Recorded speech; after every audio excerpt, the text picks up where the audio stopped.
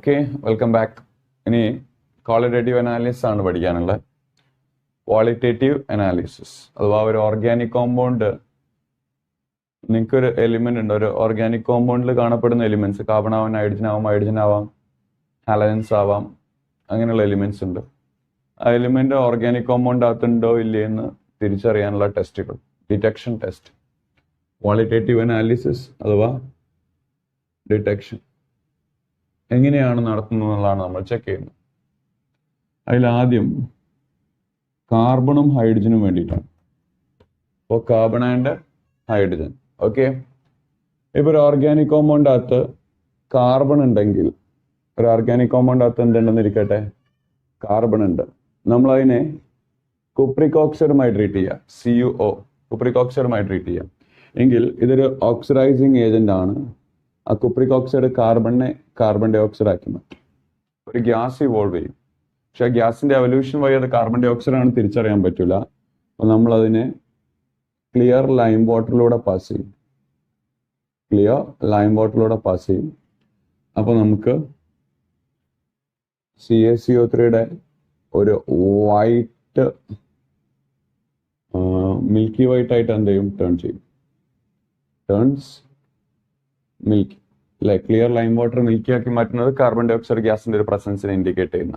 അപ്പൊ ഇങ്ങനെയാണ് കാർബണിനെ തിരിച്ചറിയാം. ഓക്കെ, ഇനി നമുക്ക് ഹൈഡ്രജൻ ആണുള്ളതെങ്കിലും സെയിം പ്രൊസീജിയർ, കുപ്രിക് ഓക്സൈഡുമായി ട്രീറ്റ് ചെയ്യാം. Oxidising agent. ഹൈഡ്രജൻ ഓക്സിഡൈസ് ചെയ്ത് അതിന്റെ ഓക്സിഡൈസ്ഡ് ഫോം ആയിട്ടുള്ള വാട്ടർ ആക്കി മാറ്റും. ആ വാട്ടറിനെ ലൈം വാട്ടറിലൂടെ H2O ഉണ്ടാവും, മോയ്സ്ചർ കണ്ടന്റ് അല്ലെങ്കിൽ വാട്ടർ പ്രസൻസ് ഉണ്ടാവും. അത് തിരിച്ചറിയാൻ വേണ്ടി ലൈം വാട്ടറിലൂടെ അല്ല പാസ് ചെയ്യാം. പിന്നെ അൺഹൈഡ്രസ് CuSO4 ഉണ്ട്. അൺഹൈഡ്രസ് CuSO4 എന്ന് പറഞ്ഞു കഴിഞ്ഞാൽ ഒരു വൈറ്റ് പൗഡർ ആണ്, വൈറ്റ് കളേർഡ് ആണ്. ഇത് എപ്പോഴാണോ ഹൈഡ്രേറ്റഡ് ആണ്, it become CuSO4.5H2O, copper sulphate pentahydrate. അപ്പോൾ അയാളുടെ കളർ എന്തായി മാറും, ബ്ലൂ ആവും. ഓക്കെ, അതാണ് കൺഫർമേറ്ററി ടെസ്റ്റ്. ജസ്റ്റ് ഡിറ്റക്ഷൻ ഇത്, കൺഫർമേഷൻ ഇത്. നിങ്ങൾ ഈ സീക്വൻസുകൾ അറിയാം, എങ്ങനെയാണ് കാർബൺ തിരിച്ചറിയുന്നുള്ള സീക്വൻസ്, ഹൈഡ്രജൻ തിരിച്ചറിയുന്നുള്ള സീക്വൻസ് ഒക്കെ ഒന്ന് അറിയാം. ഓക്കെ, ഇനി ഹാലജന് വേണ്ടിയിട്ടൊരു ടെസ്റ്റ് ഉണ്ട്. ഹാലജന് വേണ്ടിയിട്ടുള്ളൊരു സ്പെഷ്യൽ ടെസ്റ്റ്, പേര് ബെൽസ്റ്റൈൻ ടെസ്റ്റ്. ഓക്കെ, ഈ ബെൽസ്റ്റൈൻ ടെസ്റ്റിൽ നമ്മൾ കോപ്പർ വയർ എടുത്തിട്ട് ബേൺ ചെയ്യും. ആദ്യം ബേൺ ഇൻ ഓക്സിജന്റെ പ്രസൻസിൽ കോപ്പർ വയറിനൊന്ന് ബേൺ ചെയ്യും. അപ്പോൾ അത് കുപ്രിക് ഓക്സൈഡായി മാറും. എന്നിട്ട് അതിലൂടെ ഓർഗാനിക് കോമ്പൗണ്ട് പാസ് ചെയ്യും. ഓർഗാനിക് കോമ്പൗണ്ട് വിത്ത് ഹാലജൻ. ആരെ പറ്റൂല, ആ ഹാലജൻ എന്ന് പറയുന്ന ഫ്ലൂറിൻ പറ്റൂല കേട്ടോ. ഫ്ലൂറിൻ അല്ലാത്ത ക്ലോറിനോ, ബ്രോമിനോ, അയഡിനോ എന്ന് പറയുന്ന ഹാലജൻസിനെ നമ്മൾ അതിലൂടെ പാസ് ചെയ്യാം. ഏത് കോപ്പർ വയറിന് ആദ്യം ബേൺ ചെയ്ത് കുപ്രിക് ഓക്സൈഡ് ഉണ്ടാക്കി അതിലൂടെ ഓർഗാനിക് കോമ്പൗണ്ട് പാസ് ചെയ്യുമ്പോൾ ഒരു ഗ്രീൻ ഓർഗാനിക് കോമ്പൗണ്ട് ചേർത്തിട്ട് ഒന്ന് ഹീറ്റ് ചെയ്യുക വീണ്ടും. അപ്പോൾ ഗ്രീൻ എഡ്ജഡ് ഫ്ലെയിം ആണ് ഉണ്ടാകുന്നതെങ്കിൽ അവിടെ ഹാലജൻ ഉണ്ടെന്ന് ഉറപ്പിക്കാൻ പറ്റും. ഗ്രീൻ എഡ്ജഡ് ഫ്ലെയിം ഉണ്ടാകുന്നത് CuX2 ആണ്. CuCl2 ആവും, CuBr2 ആവും, CuI2 ആവും. CuF2 ഉണ്ടാവാത്തതുകൊണ്ടാണ് ഫ്ലൂറിന് reaction കാണിക്കാത്തത്. ടെക്സ്റ്റിലില്ല, പക്ഷെ ഒന്ന് ജസ്റ്റ് കേൾക്കുക, ബെൽസ്റ്റൈൻ ടെസ്റ്റ്. ഓക്കെ, ഇനി ബാക്കിയുള്ള ആളുകൾക്ക് വേണ്ടി നമ്മൾ ഉപയോഗിക്കുന്ന ടെസ്റ്റ് ആണ്, അല്ലെങ്കിൽ ബാക്കിയുള്ള ആളുകൾക്ക് വേണ്ടി നമ്മൾ ഉപയോഗിക്കുന്നത് ലസൈൻസ് ടെസ്റ്റുകളാണ്. ഏതാണ്? ലസൈൻസ് ടെസ്റ്റ്. അപ്പോൾ ലസൈൻസ് ടെസ്റ്റ് ആണ് ഇനി യൂസ് ചെയ്യുന്നത്, അഥവാ സോഡിയം ഫ്യൂഷൻ ടെസ്റ്റ് എന്ന് പറയും. Sodium fusion test. ഓക്കെ, അതിനാദ്യം ലസൈൻസ് റിയേജന്റിനെ കുറിച്ച് അറിയണം. ലസൈൻസ് റിയേജന്റ്. ഓക്കെ, ലസൈൻസ് റിയേജന്റ് ഞാൻ LR എന്ന് പറയും. എന്തിനാണ് ഈ ലസൈൻസ് ടെസ്റ്റ് നടത്തുന്നത് വെച്ച് കഴിഞ്ഞാൽ, നമുക്ക് തിരിച്ചറിയാൻ വേണ്ട ഓർഗാനിക് കോമ്പൗണ്ടിലുള്ള എലിമെന്റ്സിനെ. ഈ ഓർഗാനിക് കോമ്പൗണ്ട് കൊവാലന്റ് ആയതുകൊണ്ട് കമ്പാരിറ്റീവ്ലി അതിന്റെ റിയാക്ടിവിറ്റി കുറവാണ്. നമുക്ക് നോട്ട് ചെയ്ത് വെക്കുക കേട്ടോ. ഓക്കെ, അപ്പോൾ ആ കൊവാലന്റ് ആയിട്ടുള്ള ഓർഗാനിക് കോമ്പൗണ്ടുകളൊക്കെ നോൺ മെറ്റൽ ആണ്. അപ്പോൾ അതിന് നല്ലൊരു മെറ്റൽ ആയിട്ടുള്ള സോഡിയം ആയിട്ടൊന്ന് ഫ്യൂസ് ചെയ്തെടുത്തു കഴിഞ്ഞാൽ സോഡിയത്തിന്റെ ഒരു നോൺ മെറ്റാലിക് അയണിക് കോമ്പൗണ്ട് അവിടെ ഫോം ചെയ്യും. നോൺ മെറ്റലായിട്ട് ഓർഗാനിക് കോമ്പൗണ്ടും സോഡിയം മെറ്റലായിട്ടുള്ള ഒരു അയണിക് കോമ്പൗണ്ട് ഫോം ചെയ്യും. അയണിക് കോമ്പൗണ്ട് ഫോം ചെയ്യുമ്പോൾ പ്രത്യേകത എന്ന് വെച്ച് കഴിഞ്ഞാൽ അയണിക് കോമ്പൗണ്ട് മോർ റിയാക്റ്റീവ് ആണ്. സോ പെട്ടെന്ന് റിയാക്ഷൻ കാണിക്കും. ടെസ്റ്റുകൾ പെട്ടെന്ന് നടത്താം. അതാണ് ലസൈൻസ് ടെസ്റ്റ് അല്ലെങ്കിൽ ലസൈൻസ് റിയൻ ഉണ്ടാക്കുന്നതിന്റെ ആവശ്യകത. ഓക്കെ, ലസൈൻസ് റിയൻ ഉണ്ടാക്കാനായിട്ട് സോഡിയം മെറ്റൽ ഒരു ഫ്യൂഷൻ ട്യൂബിലെടുക്കുക. ചെറിയ ട്യൂബ്, ഓക്കെ, വളരെ തിന്നായിട്ടുള്ള ഫ്യൂഷൻ ട്യൂബിൽ എടുത്തിട്ട് ഹീറ്റ് ചെയ്യുക. ടിൽ മെൽറ്റ് ആകും വരെ എന്ത് ചെയ്യാം, ഹീറ്റ് ചെയ്യാം. എന്നിട്ട് അതിലേക്ക് ഓർഗാനിക് കോമ്പൗണ്ട് ചേർക്കാം. ആ ഓർഗാനിക് കോമ്പൗണ്ടിലാണ് നിങ്ങൾ അൺനോൺ എലിമെന്റ് ഉള്ളത്. ഓക്കെ, എന്നിട്ട് heat up to red heat.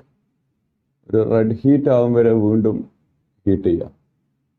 Okay, എന്നിട്ട് ഹീറ്റ് ചെയ്തിട്ടുള്ള അപ്പോൾ സോഡിയം ഉരുകിയ മെൽറ്റായിട്ടുള്ള സോഡിയം ഓർഗാനിക് കോമ്പൗണ്ട് കൂടെ നല്ലോണം മിക്സ് ആയിട്ടുണ്ടാവും. എന്നിട്ട് അതിനൊരു പീസ് എടുത്തിട്ട് ചൈന ഡിഷിൽ വെള്ളം എടുത്തിട്ട് അതിലെന്ത് ചെയ്യാം, അതിലേക്ക് ആഡ് ചെയ്യാം. പ്ലങ് a piece into water in a dish. Okay, boil the solution. എന്നിട്ട് ആ സൊല്യൂഷനെ ബോയിൽ ചെയ്യുക. വെള്ളത്തിലേക്ക് അതിന്റെ ചെറിയൊരു പീസ് ഇട്ട് കഴിഞ്ഞാൽ ഓർഗാനിക് കോമ്പൗണ്ട് സോഡിയം വെള്ളം കൂടെ നിന്ന ആ ഒരു ചെറിയ സൊല്യൂഷൻ ഫോമിനെ ബോയിൽ ചെയ്യുക. അപ്പൊ നമുക്ക് എന്ത് കിട്ടും, ലസൈൻസ് റിയൻ കിട്ടും. ഓക്കെ, അപ്പോൾ ഇതിൽ നമ്മൾ ഓരോ ആളുകൾക്ക് വേണ്ടിയുള്ള ടെസ്റ്റ് നടത്തുക. അതിൽ നമ്പർ 1 ടെസ്റ്റ് ഫോർ നൈട്രജൻ.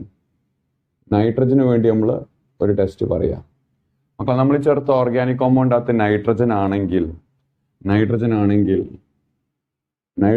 ആ ലസൈൻസ് റിയന്റ് നൈട്രജനും സോഡിയവും കാർബണും കൂടെ കൂടിച്ചേർന്ന സോഡിയം സയനൈഡ് എന്ന് പറയുന്ന ഫോം ആയിരിക്കും. Sodium cyanide. നൈട്രജൻ ആണെങ്കിൽ ആ ലസൈൻസ് റിയന്റ് സോഡിയം സയനൈഡ് ആയിരിക്കും. അപ്പോൾ നമ്മൾ ആ സോഡിയം സയനൈഡ് ആണ് ആക്ച്വലി എടുത്തിട്ടുള്ളത്. നൈട്രജൻ ആണെങ്കിൽ അത് സോഡിയം സയനൈഡ് ആണെന്ന് അറിയാം. അപ്പോൾ ആ സോഡിയം സയനൈഡ് ആണോ എന്ന് തിരിച്ചറിഞ്ഞാൽ മതി. ലസൈൻസ് റിയന്റ് തന്നത് സോഡിയം സയനൈഡ് ആണോ എന്ന് തിരിച്ചറിഞ്ഞാൽ മതി. സോഡിയം സയനൈഡ് ആണെന്ന് തിരിച്ചറിഞ്ഞിട്ടുണ്ടെങ്കിൽ ഓക്കെ, സോഡിയമായിട്ട് ചേർത്തത് നൈട്രജൻ ആണെന്ന് കൺഫേം ചെയ്യാൻ പറ്റും. അപ്പോൾ ആ ലസൈൻസ് റിയന്റ് സോഡിയം സയനൈഡ് ആണോ എന്ന് തിരിച്ചറിയുള്ള ടെസ്റ്റാണ് ഇനി നടത്താൻ പോകുന്നത്. അതുവഴി നമുക്ക് നൈട്രജൻ ആണെന്നുള്ള കൺഫർമേഷൻ കിട്ടും. സോ ആ ലസൈൻസ് റിയന്റ് എടുക്കുക, ആ സൊല്യൂഷൻ ഒന്ന് ബോയിൽ ചെയ്യുക.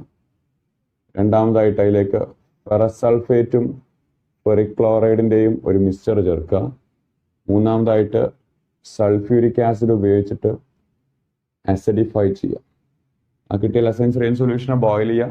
FeSO4 പ്ലസ് FeCl3 അതിലേക്ക് ചേർക്കുക, ആസിഡിഫൈ ചെയ്യുക. ഇത്രയും ചെയ്യുന്ന സമയത്ത് ഒരു പ്രഷ്യൻ ബ്ലൂ കളറിലുള്ള പ്രഷ്യൻ ബ്ലൂ കളർ എന്ന് അതിനെ പറയാം. പ്രഷ്യൻ ബ്ലൂ കളറുള്ള ഫെറിക് ഫെറോ സയനൈഡ് ആണോ കിട്ടുന്നതെന്ന് നോക്കുക. ഫെറിക് ഫെറോ സയനൈഡ് എന്ന് പറഞ്ഞു കഴിഞ്ഞാൽ കോർഡിനേഷൻ കോമ്പൗണ്ട് ആണ്.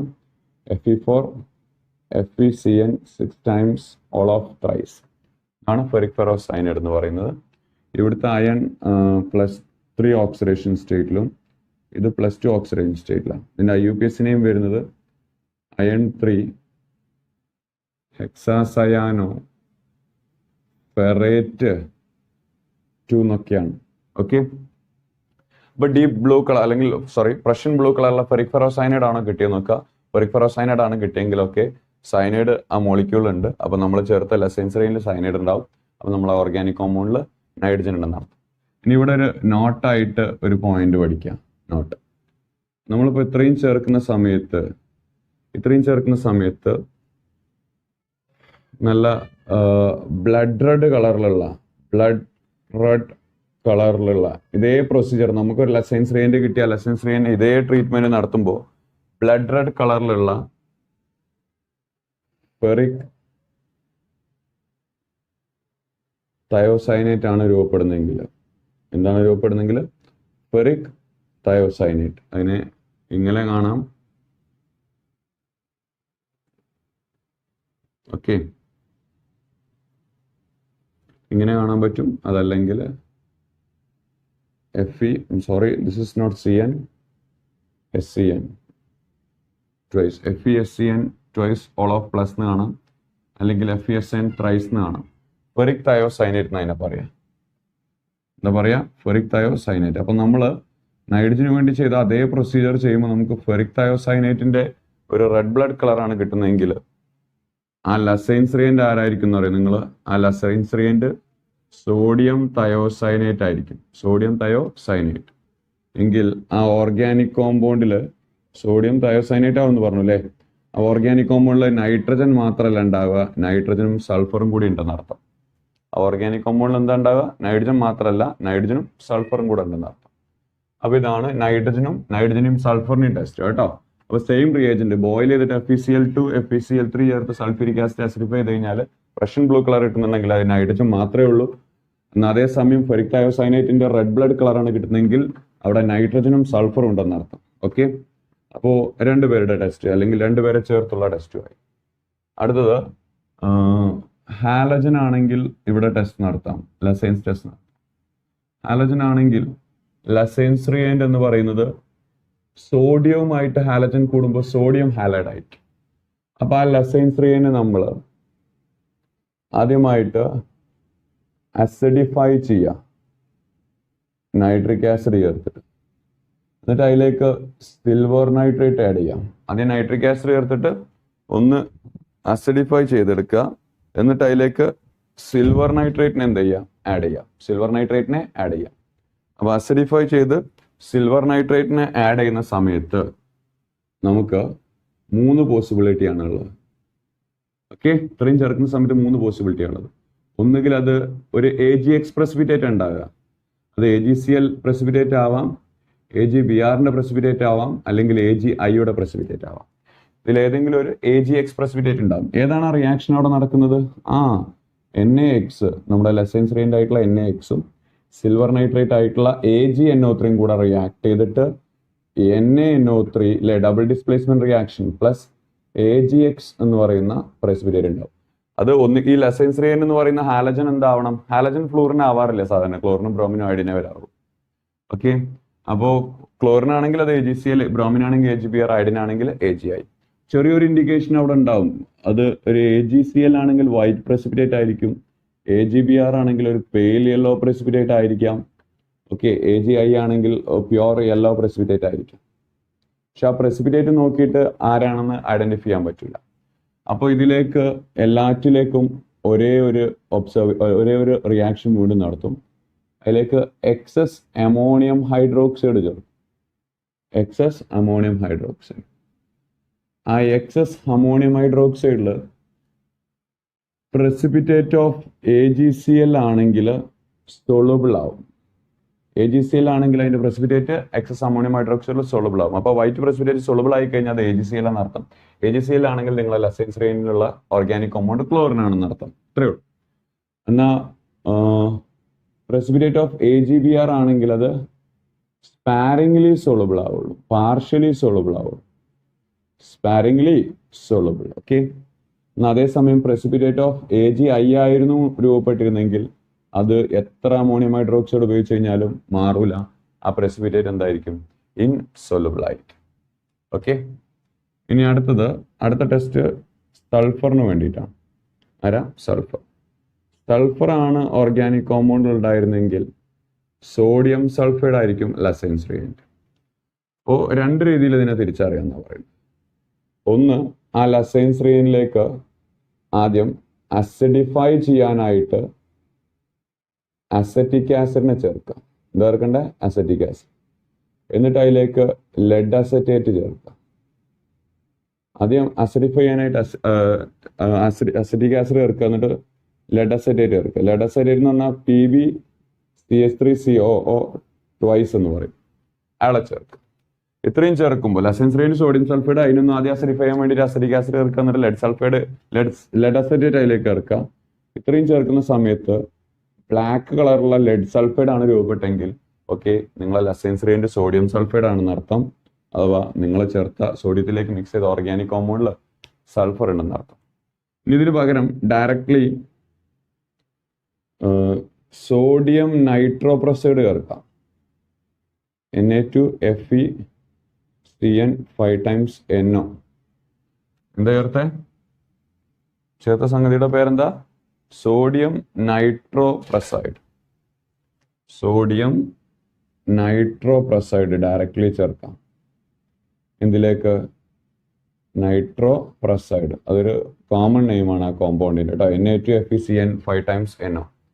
സോഡിയം സൾഫൈഡ് എന്ന് പറയുന്ന ലസൈൻസെറീനിലേക്ക് അത് ചേർക്കുകയാണെങ്കിൽ നമുക്ക് Na4FeCN 5 times NOS എന്ന് പേരുള്ള വയലറ്റ് കളറിലുള്ള സോഡിയം തയോനൈട്രോപ്രസൈഡ് കിട്ടും.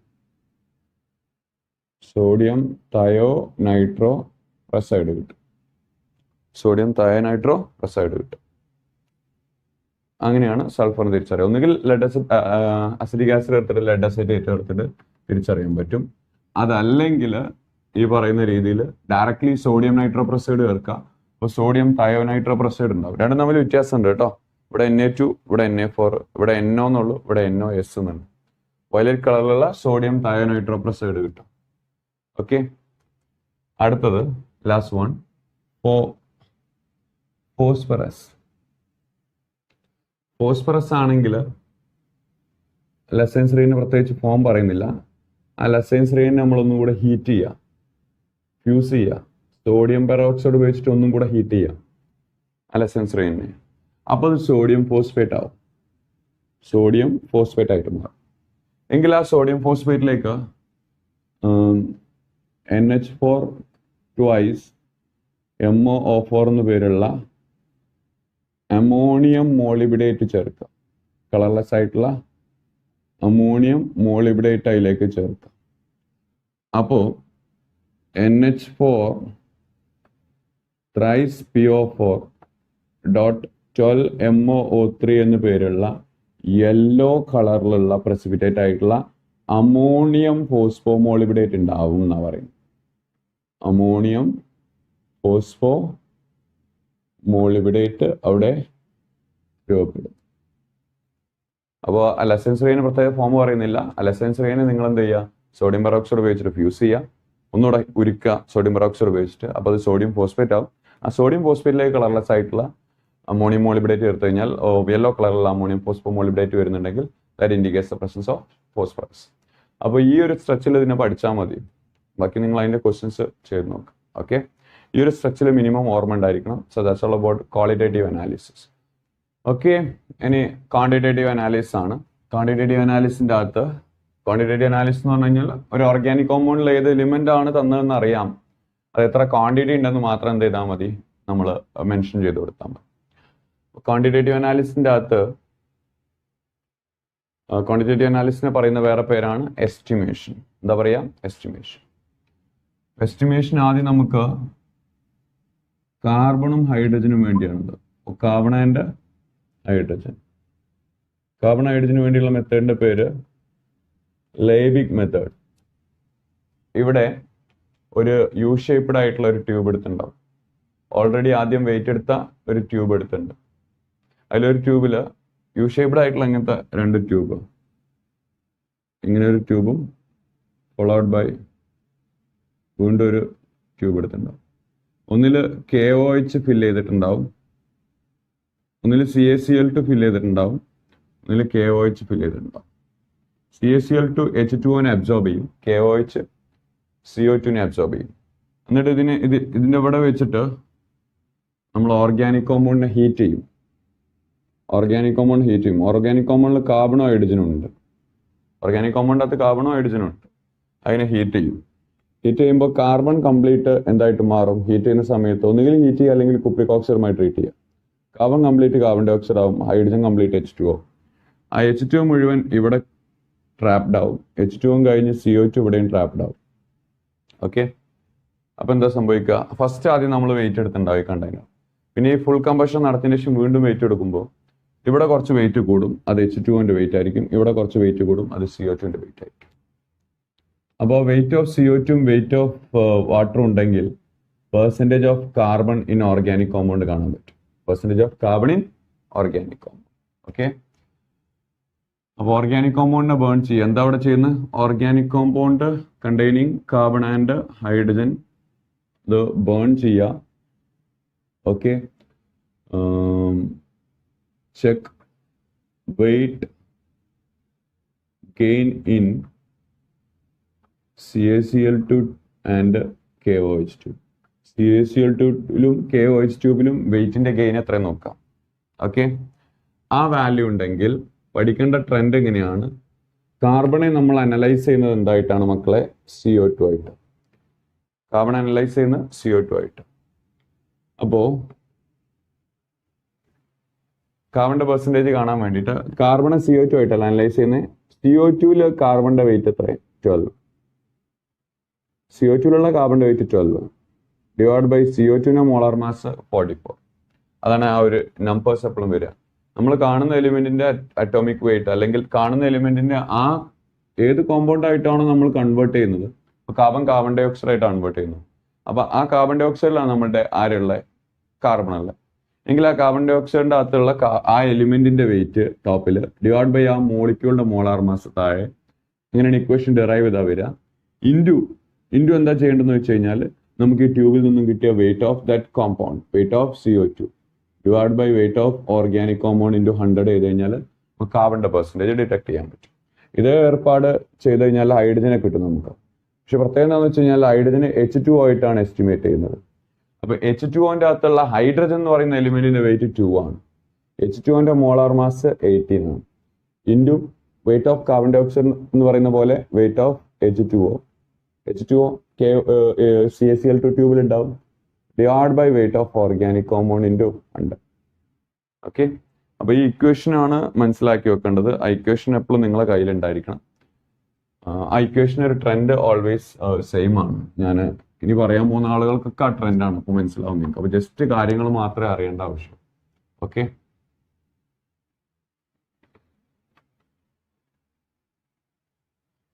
റെഡി.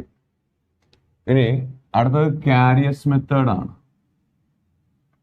കാരിയസ് മെത്തേഡ് അത് ഹാലജനും ഉണ്ട് സൾഫറിനും ഉണ്ട്. അപ്പോൾ ഇവിടെ ഒരു കാരിയസ് ട്യൂബ് എടുക്കും, ഒരു ട്യൂബ് സെറ്റപ്പ്. അതിൻ്റെ അകത്ത് ഓർഗാനിക് കോമ്പൗണ്ട് വെച്ചിട്ടുണ്ട്. അതിൽ ഹാലജൻ ആണ് ഉള്ളതെന്ന് അറിയാം, എത്രയെന്ന് അറിയില്ല. അതാണ് കാണേണ്ടത്. അപ്പോൾ ഇതിലേക്ക് കോൺസെൻട്രേറ്റഡ് നൈട്രിക് ആസിഡ് ചേർക്കാം. ഓക്കെ, അതിനുശേഷം AgNO3 കൂടെ ചേർക്കാം. നൈട്രിക് ആസിഡ് ചേർക്കുന്ന സമയത്ത് HX ആയി മാറും. അതിലേക്ക് AgNO3 കൂടെ ചേർക്കുമ്പോൾ AgXന്റെ പ്രസിപ്പിറ്റേറ്റ് ഉണ്ടാവും. അപ്പോൾ നിങ്ങളെ ഹാലജൻ എന്തായിട്ട് വരും? AgX ആയിട്ട് മാറും. കംപ്ലീറ്റ് ഹാലജനും സിൽവറിന്റെ കൂടെ കൂടി AgX ആയിട്ട് മാറും. നമുക്ക് ഇത്രയും വെയിറ്റ് അറിയാം. Agയുടെ വെയിറ്റ് 108, ക്ലോറിൻ്റെ വെയിറ്റ് 35.5, ബ്രോമിൻ്റെ വെയിറ്റ് 80, അയഡിൻ്റെ വെയിറ്റ് 127. ഇത്രയും വെയിറ്റ് അറിയാമെങ്കിൽ നമുക്ക് ഇക്വേഷൻസ് വളരെ ഈസി ആയിട്ട് ഡിറൈവ് ചെയ്യാൻ പറ്റും. അപ്പോൾ നമ്മൾ ഓർഗാനിക് കോമ്പൗണ്ടിലെ ഹാലജൻ ഉണ്ട്, അതിലേക്ക് നമ്മൾ കോൺസെൻട്രേറ്റഡ് നൈട്രിക് ആസിഡ് ചേർത്ത് വന്നിട്ട് സിൽവർ നൈട്രേറ്റും ചേർത്ത്. ഇത്രയും ചേർത്ത സമയത്ത് സിൽവർ ഹാലൈഡിൻ്റെ ഒരു പ്രസിപ്പിറ്റേറ്റ് ആണ്. കോൺസെൻട്രേറ്റഡ് നൈട്രിക് ആസിഡ് അല്ല ചേർക്കുക, ഫ്യൂമിംഗ് നൈട്രിക് ആസിഡ് ആണ് ചേർക്കുക. ഫ്യൂമിംഗ് HNO3, ആക്റ്റീവ് ആയിട്ടുള്ള HNO3 ചേർക്കുക. അപ്പോൾ അവിടെ സിൽവർ ഹാലൈഡിൻ്റെ പ്രസിപ്പിറ്റേറ്റ് ആണ് ഉണ്ടാവുന്നതെങ്കിൽ, സിൽവർ ഹാലൈഡിൻ്റെ പ്രസിപ്പിറ്റേറ്റ് ഉണ്ടാവും, കാരണം ഹാലജൻ ആണെങ്കിൽ അവിടെ എന്തായാലും ഉണ്ടാവും. ആ സിൽവർ ഹാലൈഡിൻ്റെ പ്രസിപ്പിറ്റേറ്റിന് 3 ചാൻസ് ഉള്ളത്. അത് ക്ലോറിൻ ആവാം, ബ്രോമിൻ ആവാം, അയഡിൻ ആവാം. സപ്പോസ് അത് ക്ലോറിൻ ആണെങ്കിൽ, ആ പ്രസിപ്പിറ്റേറ്റ് ക്ലോറിൻ ആണെങ്കിൽ അത് AgCl ആയിരിക്കും അല്ലേ. ക്ലോറിനാണോ ബ്രോമിനാണോ അയഡിനാണോ നമുക്കറിയാം, കാരണം നമ്മൾ അറിയുന്ന കാര്യം എത്ര ഉണ്ടെന്നാണ് ചെക്ക് ചെയ്യുന്നത്. നേരത്തെ പോലെ തിരിച്ചറിയല്ല കേട്ടോ. അപ്പോൾ ക്ലോറിൻ ആണെങ്കിൽ നമുക്കൊരു കാര്യം അറിയാം, അത് AgCl ആയി മാറിയിട്ടുണ്ടായിരിക്കും. ക്ലോറിൻ ആണെങ്കിൽ എന്തായി മാറും? AgCl. അപ്പോൾ നമ്മളെ ഇക്വേഷൻ നേരത്തെ പറഞ്ഞ പോലെ തന്നെ AgClന്റെ അകത്തുള്ള ആ ക്ലോറിൻ എന്ന് പറയുന്ന എലിമെന്റിന്റെ വെയിറ്റ് 35.5 ഡിവൈഡ് ബൈ ആ കോമ്പൗണ്ടിന്റെ ടോട്ടൽ വെയിറ്റ് Agയുടെ വെയിറ്റ് അറിയാം, എത്ര? 108. So 108 plus 35.5 into weight of AgCl from that precipitate ഇവിടെ നിന്നുള്ള AgClന്റെ precipitate. അതൊക്കെ ക്വസ്റ്റ്യനിൽ ഉണ്ടാവും കേട്ടോ. Divide by weight of organic compound. റിയാക്ഷന് മുമ്പ് നിങ്ങളൊരു ഓർഗാനിക് കോമ്പൗണ്ട് വെയിറ്റ് എടുത്തിട്ടുണ്ടാവും, ആ വെയിറ്റ്. ക്വസ്റ്റ്യനിൽ വാല്യൂസ് ഉണ്ടാവും, നമ്മൾ ആ ഇക്വേഷനാണ് കയ്യിൽ വെക്കേണ്ടത്. എന്നാൽ അതേസമയം ബ്രോമിൻ ആണെങ്കിലോ, ബ്രോമിൻ എങ്ങനെ എസ്റ്റിമേറ്റ് ചെയ്തത്? AgBr ആയിട്ടാണ്. AgBrൽ എത്ര ബ്രോമിൻ ഉണ്ട്? ഒറ്റ ബ്രോമിൻ ഉണ്ട്. അപ്പോൾ ബ്രോമിന്റെ വെയിറ്റ് 80. AgBrന്റെ weight silver 108 plus bromine 80 into weight of AgBr precipitate അല്ലേ? അവിടെ AgBr ആണ് ഉണ്ടായെങ്കിൽ അതിന്റെ precipitate weight divide by organic compound into 100. Like that. നമുക്ക് അയഡിനെയും പറയൂ. അയഡിൻ ആണ്. അയഡിന്റെ പെർസെൻറ്റേജ് കാണാനായിട്ട് ശ്രദ്ധിക്കുക. അയഡിനെ എസ്റ്റിമേറ്റ് ചെയ്യുന്നത് AgI ആയിട്ടായിരിക്കും അല്ലേ? അപ്പോൾ AgIയിൽ എത്ര അയഡിനാണുള്ളത്? ഒരു അയഡിൻ.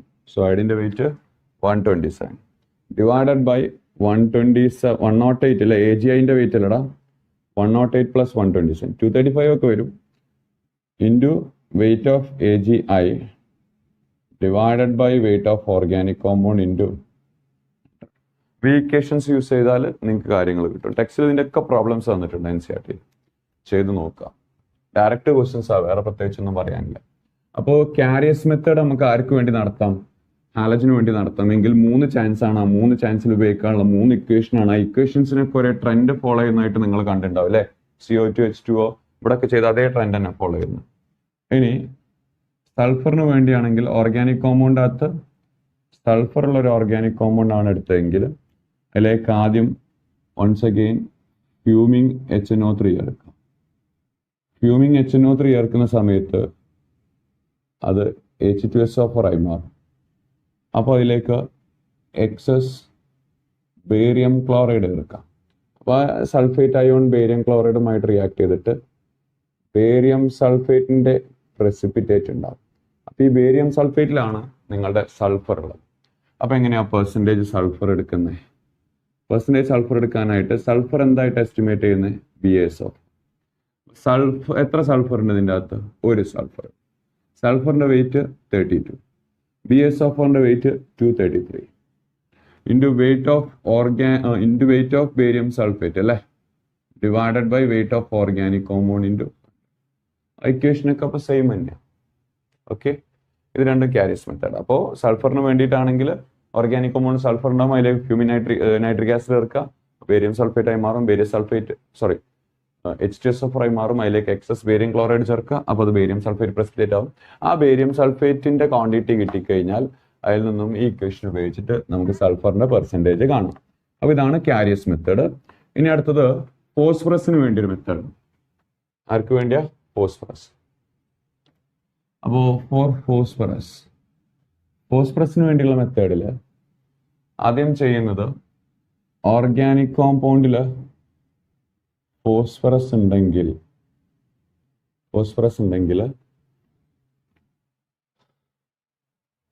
അതിനെ ഫ്യൂമിങ് നൈട്രിക് ആസിഡുമായി ട്രീറ്റ് ചെയ്യും. ഫ്യൂമിങ് നൈട്രിക് ആസിഡുമായി ട്രീറ്റ് ചെയ്യുമ്പോൾ അയാൾ H3PO4 ആയിട്ട് മാറും. ഓക്കെ, ആ H3PO4ലേക്ക് നേരത്തെ ചെയ്ത പോലെ ഡയറക്ട്ലി അമോണിയം മോളിബിഡേറ്റ് ചേർക്കും. ഞാനിതിൻ്റെ പേര് നേരത്തെ കാണിച്ചിരുന്നു, അമോണിയം മോളിബിഡേറ്റ്, NH4 twice MOO4. ഇത് ചേർക്കുമ്പോൾ അമോണിയം ഫോസ്ഫോമോളിബിഡേറ്റ് ഉണ്ടാവും. അത് ഞാൻ നേരത്തെ കാണിച്ചതാണ്. പക്ഷെ അതൊരു കളറൊക്കെ പറഞ്ഞ് അതിൻ്റെ ഡിറ്റക്ഷൻ ടെസ്റ്റ് ആയിട്ടാണ് പറഞ്ഞത്. എന്തായാലും അപ്പോൾ ഫോസ്ഫറസിനെ ഇങ്ങനെ ചെയ്താൽ ഫോസ്ഫറസ് ഓർഗാനിക് കോമ്പൗണ്ടിലേക്ക് ഫ്യൂമിങ് നൈട്രിക് ആസിഡ് ചേർത്ത് H3PO4 ആവും. എന്നിട്ട് അതിലേക്ക് അമോണിയം മോളിബിഡേറ്റ് ചേർത്ത് കഴിഞ്ഞാൽ അമോണിയം ഫോസ്ഫോമോളിബിഡേറ്റ് ആയിട്ട് ആര് മാറും? ഇയാൾ മാറും. അപ്പോൾ അതിൽ നിന്ന് നമുക്ക് ഫോസ്ഫറസിന്റെ പെർസെൻറ്റേജ് കാണാം. ഇതിൽ എത്ര ഫോസ്ഫറസ് ആണ്? ഒറ്റൊന്ന്. അപ്പോൾ വെയിറ്റ് 31. ഫോസ്ഫറസിന്റെ വെയിറ്റ് 31. സൾഫറിന് 32 അല്ല, അതിനിട്ട് 31. അമോണിയം മോളിബിഡേറ്റിന്റെ വെയിറ്റ് 1877 ഇൻറ്റു വെയിറ്റ് ഓഫ് ക്വസ്റ്റ്യനിൽ ഉണ്ടാവാം ammonium phosphomolybdate divided by weight of organic compound into 100. ഇതാണ് ചെയ്യേണ്ടത്. അപ്പോൾ നിങ്ങൾക്ക് ആരെ കിട്ടും? അമോണിയം ഫോസ്ഫോമോളിബിഡേറ്റിൽ നിന്നും ഫോസ്ഫറസിന്റെ വെയിറ്റ് കിട്ടി കഴിഞ്ഞാൽ ഓർഗാനിക് കോമ്പൗണ്ടിലെ പെർസെൻറ്റേജ് ഓഫ് ഫോസ്ഫറസ് കിട്ടും. ഇനി ഇതിനെ ഫോസ്ഫോറിക് ആസിഡ് ആണെങ്കിൽ ഇതിലേക്ക് മാഗ്നീഷ്യം മിക്സ്ചർ ചേർക്കുക. മാഗ്നീഷ്യം മിക്സ്ചർ ചേർത്തിട്ട് ഒന്ന് ഇഗ്നൈറ്റ് ചെയ്യുക, കത്തിക്കുക. അപ്പം അത് മാഗ്നീഷ്യം പൈറോഫോസ്ഫേറ്റ് ആയിട്ട് മാറും. Mg2P2O7. എന്താ പേര്? Magnesium pyrophosphate. മുകളിലുള്ള ആളുടെ പേര് ഞാൻ എഴുതാത്തത്, മുകളിലുള്ള ആളുടെ പേര് ഞാൻ ഡിറ്റക്ഷനിൽ എഴുതിയിരുന്നു. അമോണിയം ഫോസ്ഫോമോളിബിഡേറ്റ്, ഇത് അമോണിയം മോളിബിഡേറ്റ്. അപ്പോൾ ഇതിൻ്റെ അകത്താണ് ആരുള്ളത്? ഈ പറയപ്പെടുന്ന ഫോസ്ഫറസ് ഉള്ളത്. ഫോസ്ഫറസിന്റെ പെർസെൻറ്റേജ് കാണണമെങ്കിൽ ഇതിന്റെ വെയിറ്റ് 222, ഇതിന്റെ വെയിറ്റ് ആണ് 1877, ഇതിന്റെ വെയിറ്റ് 222. അതായിരിക്കുമല്ലോ താഴെ ഉണ്ടാവും അല്ലേ? അതിൽ ഫോസ്ഫറസ് 2 ഉണ്ട്, അതുകൊണ്ട് ഫോസ്ഫറസിന്റെ വെയിറ്റ് 62. ഒന്നാണെങ്കിൽ 31, രണ്ടാണെങ്കിൽ 62. ഇൻറ്റു വെയിറ്റ് ഓഫ്, അല്ലേ? ഇക്വേഷൻ്റെ ട്രെൻഡ് മനസ്സിലായില്ലേ? Weight of magnesium pyrophosphate divide by weight of organic compound into 100.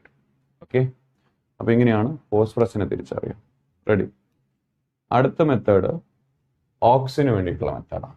ആരാ? ഓക്സിൻ. ഓക്സിന് വേണ്ടിയിട്ടുള്ള മെത്തേഡ് ശ്രദ്ധിക്കുക.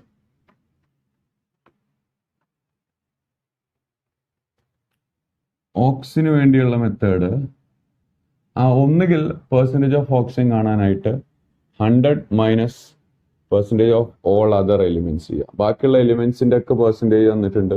ഇപ്പോൾ കാർബോഹൈഡ്രേറ്റ് ആണ്, കാർബണിന്റെയും ഹൈഡ്രജന്റെയും പെർസെൻറ്റേജ് തന്നിട്ടുണ്ട്. ഓക്സിജന്റെ പെർസെൻറ്റേജ് വെച്ച് കഴിഞ്ഞാൽ കാർബണിന്റെയും ഹൈഡ്രജന്റെയും പെർസെൻറ്റേജ് കാണാം. 100 നിന്നും അത് കുറച്ച് കഴിഞ്ഞാൽ ഓക്സിജന്റെ പെർസെൻറ്റേജ് കിട്ടും. അപ്പോൾ ഇങ്ങനെ വേണമെങ്കിൽ ഓക്സിജൻ ഒരു രീതിയിൽ കാണാം. അല്ലെങ്കിൽ ഓർഗാനിക് കോമ്പൗണ്ടിൽ ഓക്സിജൻ ഉണ്ട്, ഓർഗാനിക് കോമ്പൗണ്ടിൽ ഓക്സിജൻ ഉണ്ടെങ്കിൽ അതിനെ ഹീറ്റ് ചെയ്യാം. ഹീറ്റ് ചെയ്യുമ്പോൾ അത് ഡീകമ്പോസ് ചെയ്തിട്ട് O2 പുറത്തേക്ക് വരും. ആ O2നെ കോക്കുമായി ട്രീറ്റ് ചെയ്യാം. കോക്കുമായി ട്രീറ്റ് ചെയ്യുമ്പോൾ 2 ഇക്വലന്റ് കാർബൺ മോണോക്സൈഡ് ആയിട്ട് മാറും. ഒരു equivalent O2 2 equivalent carbon monoxide ആയിട്ട് മാറും. ആ കാർബൺ മോണോക്സൈഡിനെ ഒരു ഓക്സിഡൈസിങ് ഏജന്റ് ആയിട്ടുള്ള I2O5 ട്രീറ്റ് ചെയ്ത് കഴിഞ്ഞാൽ അത് 2 ഇക്വലന്റ് CO2 ആയിട്ട് മാറും. അപ്പോൾ നെറ്റ് റിസൾട്ട് നോക്കുകയാണെങ്കിൽ ഒരു ഇക്വലന്റ് O2 രൂപപ്പെട്ട ഒരു ഇക്വലന്റ് O2 2 ഇക്വലന്റ് CO2 ആയി മാറും. അപ്പോൾ ആ CO2ന്റെ അകത്താണ് ആരുള്ളത്? ഓക്സിജൻ ഉള്ളത്. അപ്പോൾ ഏത് ഇക്വേഷൻ യൂസ് ചെയ്യേണ്ടത്? ഓക്സിജൻ ഉള്ളത് CO2ന്റെ അകത്ത്. CO2ന്റെ അകത്തുള്ള ഓക്സിജന്റെ weight atomic mass 32 divide by CO2, അതായത് 32 എന്ന് ഉദ്ദേശിച്ച് ഈ ഒരു ഇക്വലന്റ് O2ന്റെ വെയിറ്റ് 32. ഇക്വേഷൻ അങ്ങനെ ഡിറൈവ് ചെയ്യുന്നു. ഒരു ഇക്വലന്റ് O2ന്റെ വെയിറ്റ് 32, അതിന് 2 ഇക്വലന്റ് CO2 ആയിട്ടാണ് എസ്റ്റിമേറ്റ് ചെയ്തത്. അതുകൊണ്ട് ഇവിടെ വെയിറ്റ് CO2ന്റെ 44 അല്ല കൊടുക്കേണ്ടത്, 88 ആണ്. കാരണം ഒരു ഇക്വലന്റ് O2 2 ഇക്വലന്റ് CO2 ആയിട്ട് എസ്റ്റിമേറ്റ് ചെയ്തുകൊണ്ട് into weight of carbon dioxide divided by weight of organic compound into 100 ചെയ്താൽ നിങ്ങൾക്ക് എന്ത് കിട്ടും? ഇയാളെ കിട്ടും. ആരെ? ഓക്സിജന്റെ പെർസെൻറ്റേജ് കിട്ടും. റെഡി? ഇതൊക്കെ ഒരു ബ്രീഫായിട്ട് എഴുതി വെച്ചിട്ട് ഒന്നിങ്ങനെ റിപ്പീറ്റ് ചെയ്ത് വായിച്ചിട്ട് മനസ്സിലാക്കി വെക്കാം. ഓക്കെ, നല്ലോണം പെട്ടെന്ന് കേൾക്കുക. വലിയ വിഷയമില്ലാത്ത ടോപ്പിക് ആയതുകൊണ്ട്, വേഗം പറഞ്ഞു പോകുന്ന ടോപ്പിക് ആയതുകൊണ്ട് ഞാൻ പറഞ്ഞു പോകാം കേട്ടോ. നല്ല ക്രൂഷ്യൽ ടോപ്പിക്കുകൾ നമ്മൾ ഓൾറെഡി അതിന് ടൈം എടുത്തിട്ട് ഡിസ്കസ് ചെയ്തിട്ടുണ്ട്. ഓക്കെ, സോ 2 മെത്തേഡും കൂടെ ഉണ്ട്, ഡ്യൂമാസ് മെത്തേഡ് ആൻഡ് ജൽദാസ് മെത്തേഡ്. നൈട്രജന് വേണ്ടി 2 മെത്തേഡ് ഉണ്ട്. ഫോർ നൈട്രജൻ 2 മെത്തേഡ് ഉണ്ട്. അതിലൊന്നാണ് ഡ്യൂമാസ് മെത്തേഡ്. ഡ്യൂമാസ് മെത്തേഡ് എന്താണെന്ന് വെച്ച് കഴിഞ്ഞാൽ ഓർഗാനിക് കോമ്പൗണ്ടിൻ്റെ അകത്ത് നൈട്രജൻ ഉണ്ട്. നൈട്രജൻ ഉണ്ടെന്ന് ആക്ച്വലി പറഞ്ഞു കഴിഞ്ഞാൽ അതിൽ കാർബണും ഹൈഡ്രജനും നൈട്രജനും ഉണ്ട്. അതിനെ കുപ്രിക് ഓക്സൈഡുമായി ട്രീറ്റ് ചെയ്യാം. കുപ്രിക് ഓക്സൈഡുമായി ട്രീറ്റ് ചെയ്യുമ്പോൾ കാർബൺ ഡൈ ഓക്സൈഡ് ആവും അല്ലേ? ഹൈഡ്രജൻ ഉണ്ടെങ്കിൽ H2O ആവും. അപ്പോൾ ഫസ്റ്റ് സ്റ്റെപ്പിൽ എന്തിലൂടെ പാസ് ചെയ്യാം? Pass through cupric oxide. Second സ്റ്റെപ്പിൽ pass through copper wire gauze. Wire gauge അറിയാലോ, കോപ്പർ വയർ ഗേജിലൂടെ പാസ് ചെയ്യാം. അതായത് ഫസ്റ്റ് സ്റ്റെപ്പിൽ കുപ്രിക് ഓക്സൈഡുമായി ട്രീറ്റ് ചെയ്യുകയാണെങ്കിൽ കാർബൺ ഓക്സിഡൈസ് ചെയ്യും, ഹൈഡ്രജൻ ഓക്സിഡൈസ് ചെയ്യും, ചിലപ്പോൾ നൈട്രജൻ ഓക്സിഡൈസ് ചെയ്തിട്ടുണ്ടാവും. ആ നൈട്രജനെ റെഡ്യൂസ് ചെയ്യാൻ വേണ്ടിയിട്ടാണ് പിന്നെ കോപ്പർ വയർ ഗേജിലൂടെ പാസ് ചെയ്യുക. ഇത്രയും ചെയ്ത് കഴിഞ്ഞാൽ നൈട്രജൻ റെഡ്യൂസ്ഡ് ഒക്കെ ആയിട്ട് ഇതിലുള്ള ഫുൾ നൈട്രജനും ഫ്രീ നൈട്രജൻ ആയിട്ട് മാറും. എന്തായിട്ട് മാറും? Free nitrogen. എന്നിട്ട് ഈ മിക്സ്ചറിനെ ഒരു അപ്പർ ഗ്രാജുവേറ്റഡ് ട്യൂബിലേക്കാണ് കളക്ട് ചെയ്യുക. കുത്തനെ വെച്ചിട്ടുള്ള ഒരു ട്യൂബ്, അതിലേക്കാണ് കളക്ട് ചെയ്യുക ഈ മിക്സ്ചറിന്. ഈ മിക്സ്ചറിന് അങ്ങനെ കളക്ട് ചെയ്യുമ്പോഴുള്ള പ്രശ്നം എന്താണെന്ന് വെച്ച് കഴിഞ്ഞാൽ, ഇതിൻ്റെ ഉള്ളിൽ പ്രശ്നമല്ല, ഇതിൻ്റെ ഉള്ളിൽ KOH ഉണ്ടാവും, അക്വസ് KOH. ആ KOH ആ മിക്സ്ചറുമായി വരുന്ന CO2 അബ്സോർബ് ചെയ്യും. മിക്സ്ചറിലുള്ള CO2 അബ്സോർബ് ചെയ്യും. പിന്നെ മേലേക്ക് ആരാ പോവുക? മോയ്സ്ചർ ഫോം ആയിരിക്കും H2O, ഫ്രീ നൈട്രജനും പോകും. അപ്പോൾ ഇവിടെ മോയ്സ്ചറും നൈട്രജനും കൂടി ഉണ്ടാവുക. അതിൻ്റെ പേര് മോയിസ്റ്റ് നൈട്രജൻ. ഒരു അപ്പർ ഗ്രാജുവേറ്റഡ് ട്യൂബിൽ കളക്ട് ചെയ്യുക ചെയ്യും. ഈ മോയിസ്റ്റ് നൈട്രജൻ കളക്ട് ചെയ്തപ്പോഴുള്ള പ്രഷറാണ് P. കളക്ട് ചെയ്തപ്പോഴുള്ള പ്രഷറാണ് P. അതാണ് P മോയിസ്റ്റ് നൈട്രജൻ. അതിൽ നിന്നും P ഡ്രൈ നൈട്രജൻ കാണാനായിട്ട് ആ കളക്ട് ചെയ്യുമ്പോഴുള്ള പ്രഷറാണ് P മോയിസ്റ്റ് നൈട്രജൻ. അത് ക്വസ്റ്റ്യനിൽ തരും. P ഡ്രൈ നൈട്രജൻ കാണാനായിട്ട് നിങ്ങൾ സ്റ്റേറ്റ്സ് ഓഫ് മാറ്ററിൽ പഠിച്ച ആപ്ലിക്കേഷൻ യൂസ് ചെയ്യുക. ഏത്? മോയിസ്റ്റ് നൈട്രജനിൽ നിന്നും അക്വസ്റ്റൻഷന്റെ പ്രഷർ കുറച്ച് കഴിഞ്ഞാൽ, വാട്ടർ വേപ്പറിന്റെ അക്വസ്റ്റൻഷൻ കുറച്ചാൽ വാട്ടർ വേപ്പറിന്റെ ആ മോയിസ്ചറിന്റെ പ്രഷർ കുറച്ച് കഴിഞ്ഞാൽ ഡ്രൈ നൈട്രജന്റെ പ്രഷർ, ആ പ്രഷർ കയ്യിലെടുക്കണം. മോർ ഓവർ ഈ എക്സ്പെരിമെന്റ് ചെയ്യുന്ന ടെമ്പറേച്ചർ നിങ്ങൾ T1 എന്നുള്ള രീതിയിൽ കയ്യിലെടുക്കണം. മോർ ഓവർ ഈ കളക്ട് ചെയ്ത വോളിയം V1 എന്നുള്ള രീതിയിൽ കയ്യിലെടുക്കാം. അപ്പൊ ഇത്രയും ഡാറ്റ ഉപയോഗിച്ചിട്ട് നിങ്ങൾ ഫൈൻഡ് വോളിയം അറ്റ് STP. അപ്പൊ ഈ പ്രഷറും ടെമ്പറേച്ചറും വോളിയം ഉപയോഗിച്ചിട്ട്, ഈ പ്രഷറും ടെമ്പറേച്ചറും വോളിയം, ക്വസ്റ്റ്യനിൽ വരുന്ന പ്രഷർ മോയിസ്റ്റ് നൈട്രജന്റെ പ്രഷർ ആയിരിക്കും. അത് അതിന് അക്വസ്റ്റൻഷൻ കുറച്ച് കഴിഞ്ഞാൽ ഡ്രൈ നൈട്രജന്റെ പ്രഷർ കിട്ടും. നിങ്ങൾ പ്രാക്ടീസ് ചെയ്യുക. NCERT സോൾവ്ഡ് എക്സാമ്പിൾ ആയിട്ട് തന്നിട്ടുണ്ട്. അപ്പൊ ഈ പ്രഷറും ടെമ്പറേച്ചറും വോളിയം ക്വസ്റ്റ്യൻ ഉണ്ടായിരിക്കും. അത് ഉപയോഗിച്ചിട്ട് STPയിലെ വോളിയം കാണാം. STPയിലെ വോളിയം നിങ്ങൾ കാണാം. ആ STPയിലെ വോളിയം താൽക്കാലികമായിട്ട് V2 ഞാൻ ഇട്ടു എങ്കിൽ V2 നിങ്ങൾ കാണാം. STP ആയതുകൊണ്ട് T2 എന്ന് പറയുന്ന നമുക്ക് ഉറപ്പിച്ച് പറയാൻ പറ്റും 273 കെൽവിനാണ്. STP അല്ലേ.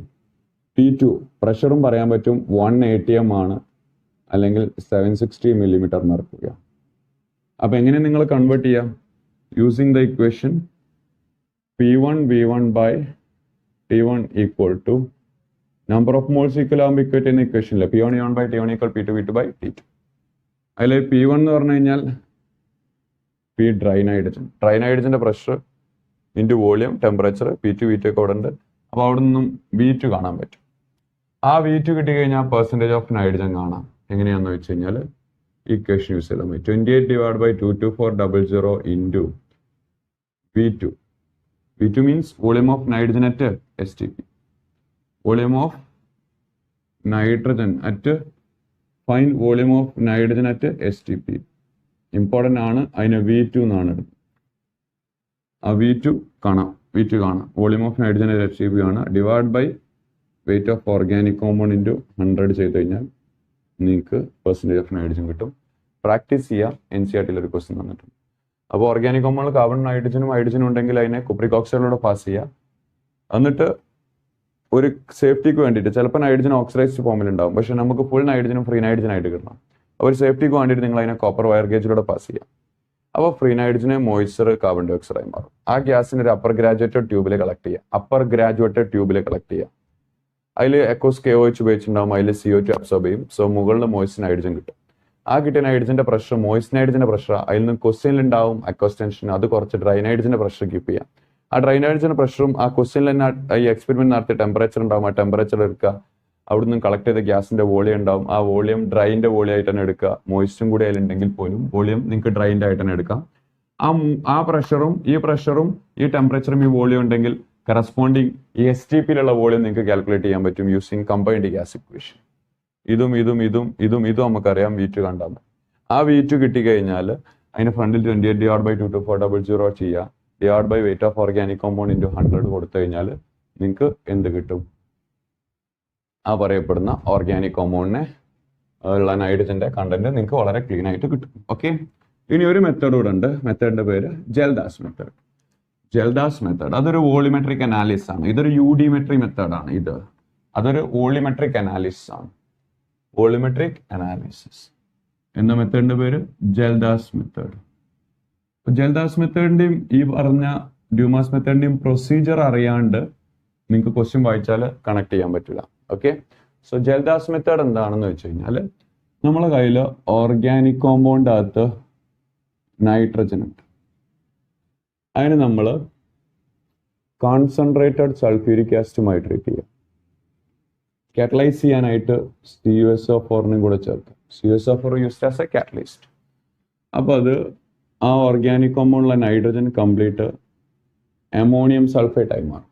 Ammonium sulphate. ആ അമോണിയം സൾഫേറ്റിലേക്ക് നമ്മൾ എക്സസ് NaOH ചേർക്കും. അപ്പോൾ കംപ്ലീറ്റ് ന്യൂട്രലൈസേഷൻ നടന്നിട്ട് അമോണിയ ഗ്യാസ് ഇവോൾവ് ചെയ്യും. ഈ അമോണിയ ഗ്യാസ് എത്ര ഇവോൾവ് ചെയ്തെന്ന് അറിഞ്ഞു കഴിഞ്ഞാൽ അതിൻ്റെ അകത്തുണ്ടാവും നിങ്ങളുടെ നൈട്രജന്റെ കണ്ടന്റ്. ഓർഗാനിക് കോമ്പൗണ്ടിലെ കംപ്ലീറ്റ് നൈട്രജൻ സൾഫ്യൂരിക് ആസിഡുമായി ട്രീറ്റ് ചെയ്യുമ്പോൾ അമോണിയം സൾഫേറ്റ് ആവും. Ammonium sulphate excess NaOH treat ചെയ്യുമ്പോൾ അമോണിയ മാറും. ആ അമോണിയക്കകത്ത് നിങ്ങളുടെ ഫുൾ കണ്ടന്റ് ഉണ്ടാവും. ഓർഗാനിക് കോമ്പൗണ്ടിലുള്ള നൈട്രജന്റെ ഫുൾ കണ്ടന്റ് ഉണ്ടാവും. അത് നിങ്ങൾ എന്താ ചെയ്യേണ്ടതെന്ന് വെച്ച് കഴിഞ്ഞാൽ ഇതിനെ തിരിച്ചറിയാനാണ് ടൈട്രേഷൻ നടത്തുന്നത്. അപ്പൊ ഇതിനെ ടൈട്രേറ്റ് ചെയ്യുക. Titrate against standard acid. ആസിഡിന്റെ വോളിയം ക്യാപിറ്റൽ V ആയിക്കോട്ടെ. Standard acid with volume capital V. ഈ സ്റ്റാൻഡേർഡ് ആസിഡ് എന്ന് പറഞ്ഞു കഴിഞ്ഞാൽ ഒന്നുകിൽ അത് ഹൈഡ്രോക്ലോറിക് ആസിഡ് ആവാം, അല്ലെങ്കിൽ അത് സൾഫ്യൂരിക് ആസിഡ് ആവും. ഹൈഡ്രോക്ലോറിക് ആസിഡ് ആണെങ്കിൽ അതിന്റെ N ഫാക്ടർ അല്ലേ 1 ആണ്. സൾഫ്യൂരിക് ആസിഡ് ആണെങ്കിൽ 2 ആണ്. അപ്പൊ ഇതിനെ ടൈട്രേറ്റ് ചെയ്യുക. എന്തിനെതിരെ? സ്റ്റാൻഡേർഡ് ആസിഡിനെതിരെ. ആ ടൈട്രേഷൻ ചെയ്തു കഴിഞ്ഞാൽ അപ്പൊ നമ്മൾ എടുത്ത ഇനീഷ്യൽ വോളിയം V ആണ്. ഓക്കെ, ഫൈൻഡ് ടൈട്രേഷൻ നടന്നു കഴിഞ്ഞാൽ find the volume of acid. Find the volume of acid left unreacted. എങ്കിൽ ഈ ടൈട്രേഷൻ നടന്നു കഴിഞ്ഞാൽ ബാക്കി എത്ര ആസിഡിന്റെ വോളിയം ഉണ്ടോ അത് കണ്ടെത്തുക. ആ വോളിയം സ്മോൾ v എന്നിട്ട് അപ്പൊ പണ്ടത്തെ വോളിയം ക്യാപിറ്റൽ V ആസിഡിന്റെ, അതിന് സ്മോൾ v എന്ന് പറഞ്ഞു കഴിഞ്ഞാൽ ടൈട്രേഷന് ശേഷമുള്ള വോളിയം. അപ്പോൾ ആ ഡിഫറൻസ് എന്ന് പറഞ്ഞു കഴിഞ്ഞാൽ എവിടെ പോയി? അപ്പോൾ പണ്ടുണ്ടായിരുന്ന വോളിയം 50 ആണ്. ടൈട്രേഷന് ശേഷമുള്ള വോളിയം 20 ആണ്. അപ്പോൾ ഒരു 30 എവിടെ പോയേ? ടൈട്രേഷന് മുൻപ് 50 ml ഉണ്ടായിരുന്നു, ടൈട്രേഷന് ശേഷം 20 ml ഉള്ളൂ. അപ്പോൾ 30 എവിടെ പോയേ? 30 അമോണിയ ഉപയോഗിച്ചതാണ്. അപ്പോൾ ക്യാപിറ്റൽ V പണ്ടത്തെ വോളിയം മൈനസ് സ്മോൾ v എന്ന് പറഞ്ഞു കഴിഞ്ഞാൽ വോളിയം കൺസ്യൂംഡ് ബൈ അമോണിയ ആണ്. Volume consumed by ammonia. Ammonia consume ചെയ്ത വോളിയാണ് capital V minus small v. അത് വേണം. അതാണ് ഇതിലെ കോർ ഫാക്ടർ. ഓക്കെ, അപ്പോൾ ആദ്യം അമോണിയ ഉണ്ടായ അമോണിയനെ സ്റ്റാൻഡേർഡ് ആയിട്ടുള്ള ഒരു ആസിഡിനെ അഗേൻസ്റ്റ് ടൈട്രേറ്റ് ചെയ്യുക. അതിന്റെ വോളിയം ക്യാപിറ്റൽ V. ടൈട്രേഷൻ നടന്ന് ബാക്കി വന്ന വോളിയം കാൽക്കുലേറ്റ് ചെയ്യുക. ഈ ബാക്കി വന്ന വോളിയം കാൽക്കുലേറ്റ് ചെയ്യാൻ വേണ്ടിയിട്ട് വീണ്ടും ടൈട്രേഷൻ നടത്തും. ബാക്ക് ടൈട്രേഷൻ അല്ലെങ്കിൽ ടൈട്രേഷൻ നടത്തും. എഗെയിൻ ഈ ബാക്കി വന്ന വോളിയം കാൽക്കുലേറ്റ് ചെയ്യാൻ. ആ ബാക്കി വന്ന വോളിയം കാൽക്കുലേറ്റ് ചെയ്ത് കഴിഞ്ഞാൽ ഏർപ്പാട് തീർന്നു. ആ ബാക്കി വന്ന വോളിയം കാൽക്കുലേറ്റ് ചെയ്യാൻ വേണ്ടിയിട്ട് again titrated against standard NaOH. Standard NaOHനെതിരെ ടൈട്രേറ്റ് ചെയ്യും. എന്താണ് ഈ സ്റ്റാൻഡേർഡ് സൊല്യൂഷൻ എന്ന് പറഞ്ഞു കഴിഞ്ഞാൽ അയാളുടെ നോർമാലിറ്റിയും വോളിയൊക്കെ അറിയാം. N2V2 അറിയാം. N2V2 അറിയാം. ഓക്കെ, നോർമാലിറ്റിയും വോളിയം അറിയാം. അങ്ങനെയാണെങ്കിൽ നമുക്ക് ഈ ആസിഡിന്റെ നോർമാലിറ്റി ഓൾറെഡി അറിയാം. ആ സ്മോൾ v ആണ് കിട്ടേണ്ടത്. അപ്പോൾ N പോയിന്റിൽ നമുക്ക് അല്ലേ ഇക്വലൻസ് റിലേഷൻ യൂസ് ചെയ്യാലോ. എങ്ങനെ? N1V1 equal to N2V2. ഇതിലെ N എന്താ? നോർമാലിറ്റി ഓഫ് ആസിഡ് അല്ലേ. നമ്മളിവിടെ ഉപയോഗിച്ച ടൈട്രേറ്റ് ചെയ്യാൻ വേണ്ടി ഉപയോഗിച്ച ആസിഡ് എന്നല്ലേ ബാക്കി വന്നതാ. ബാക്കി വന്ന ആസിഡിനല്ലേ ടൈട്രേറ്റ് ചെയ്ത് കണ്ടെത്തുന്നത്. ബാക്കി വന്ന വോളിയം ടൈട്രേറ്റ് ചെയ്ത് കണ്ടെത്തേണ്ട ആവശ്യം വന്നതുകൊണ്ടാണ് സെക്കൻഡ് ടൈട്രേഷൻ നടത്തുന്നത്. സെക്കൻഡ് ടൈട്രേഷൻ നടത്തുന്നത് എന്തിനു വേണ്ടിയിട്ടാണ് മനസ്സിലാക്കി വെക്കുക. അപ്പോൾ സെക്കൻഡ് ടൈട്രേഷൻ നടത്തുമ്പോൾ ബാക്കിയുള്ള വോളിയം കിട്ടും. എങ്ങനെ കിട്ടുക? അതിന് വേണ്ടി ടൈട്രേറ്റ് ചെയ്യാൻ വേണ്ടി ഉപയോഗിക്കുന്ന ഒരു സ്റ്റാൻഡേർഡ് NaOH ആണ്. അപ്പോൾ സ്റ്റാൻഡേർഡ് NaOHന്റെ N2V2 അറിയാം. ആസിഡിന്റെ നോർമാലിറ്റി ഓൾറെഡി അറിയാം. ഇൻറ്റു നമുക്ക് കാണേണ്ടത് സ്മോൾ v ആണ്. Small v. അപ്പൊ എന്താ equivalence relation? N1V1 equal to N2V2. So normality of acid into volume of acid equal to N2V2. ഇതിൽ നിങ്ങൾ നോക്കിയേ, ഇത് നിങ്ങൾക്ക് അറിയും, ഇത് നിങ്ങൾക്ക് അറിയും, ഇത് നിങ്ങൾക്ക് അറിയും, നിങ്ങൾക്ക് ഇത് വളരെ കൂളായിട്ട് കാണാം. ആ വി നിങ്ങൾ കണ്ടാൽ, ഞാൻ ഇവിടെ തന്നെ പറഞ്ഞു അത് കാണണം, അത് കാണാൻ വേണ്ടിയിട്ടുള്ള സ്റ്റെപ്പ് താഴേക്ക് ചെയ്തേ. ആ വി നിങ്ങൾ കണ്ടു കഴിഞ്ഞാൽ അത് ക്യാപിറ്റൽ വി എന്ന് കുറച്ച് കഴിഞ്ഞാൽ അമോണിയ എത്ര വോളിയം കൺസ്യൂം ചെയ്തത് മനസ്സിലാവും. അപ്പൊ അങ്ങനെയാണ് വി മൈനസ് വി കാണുന്നത്.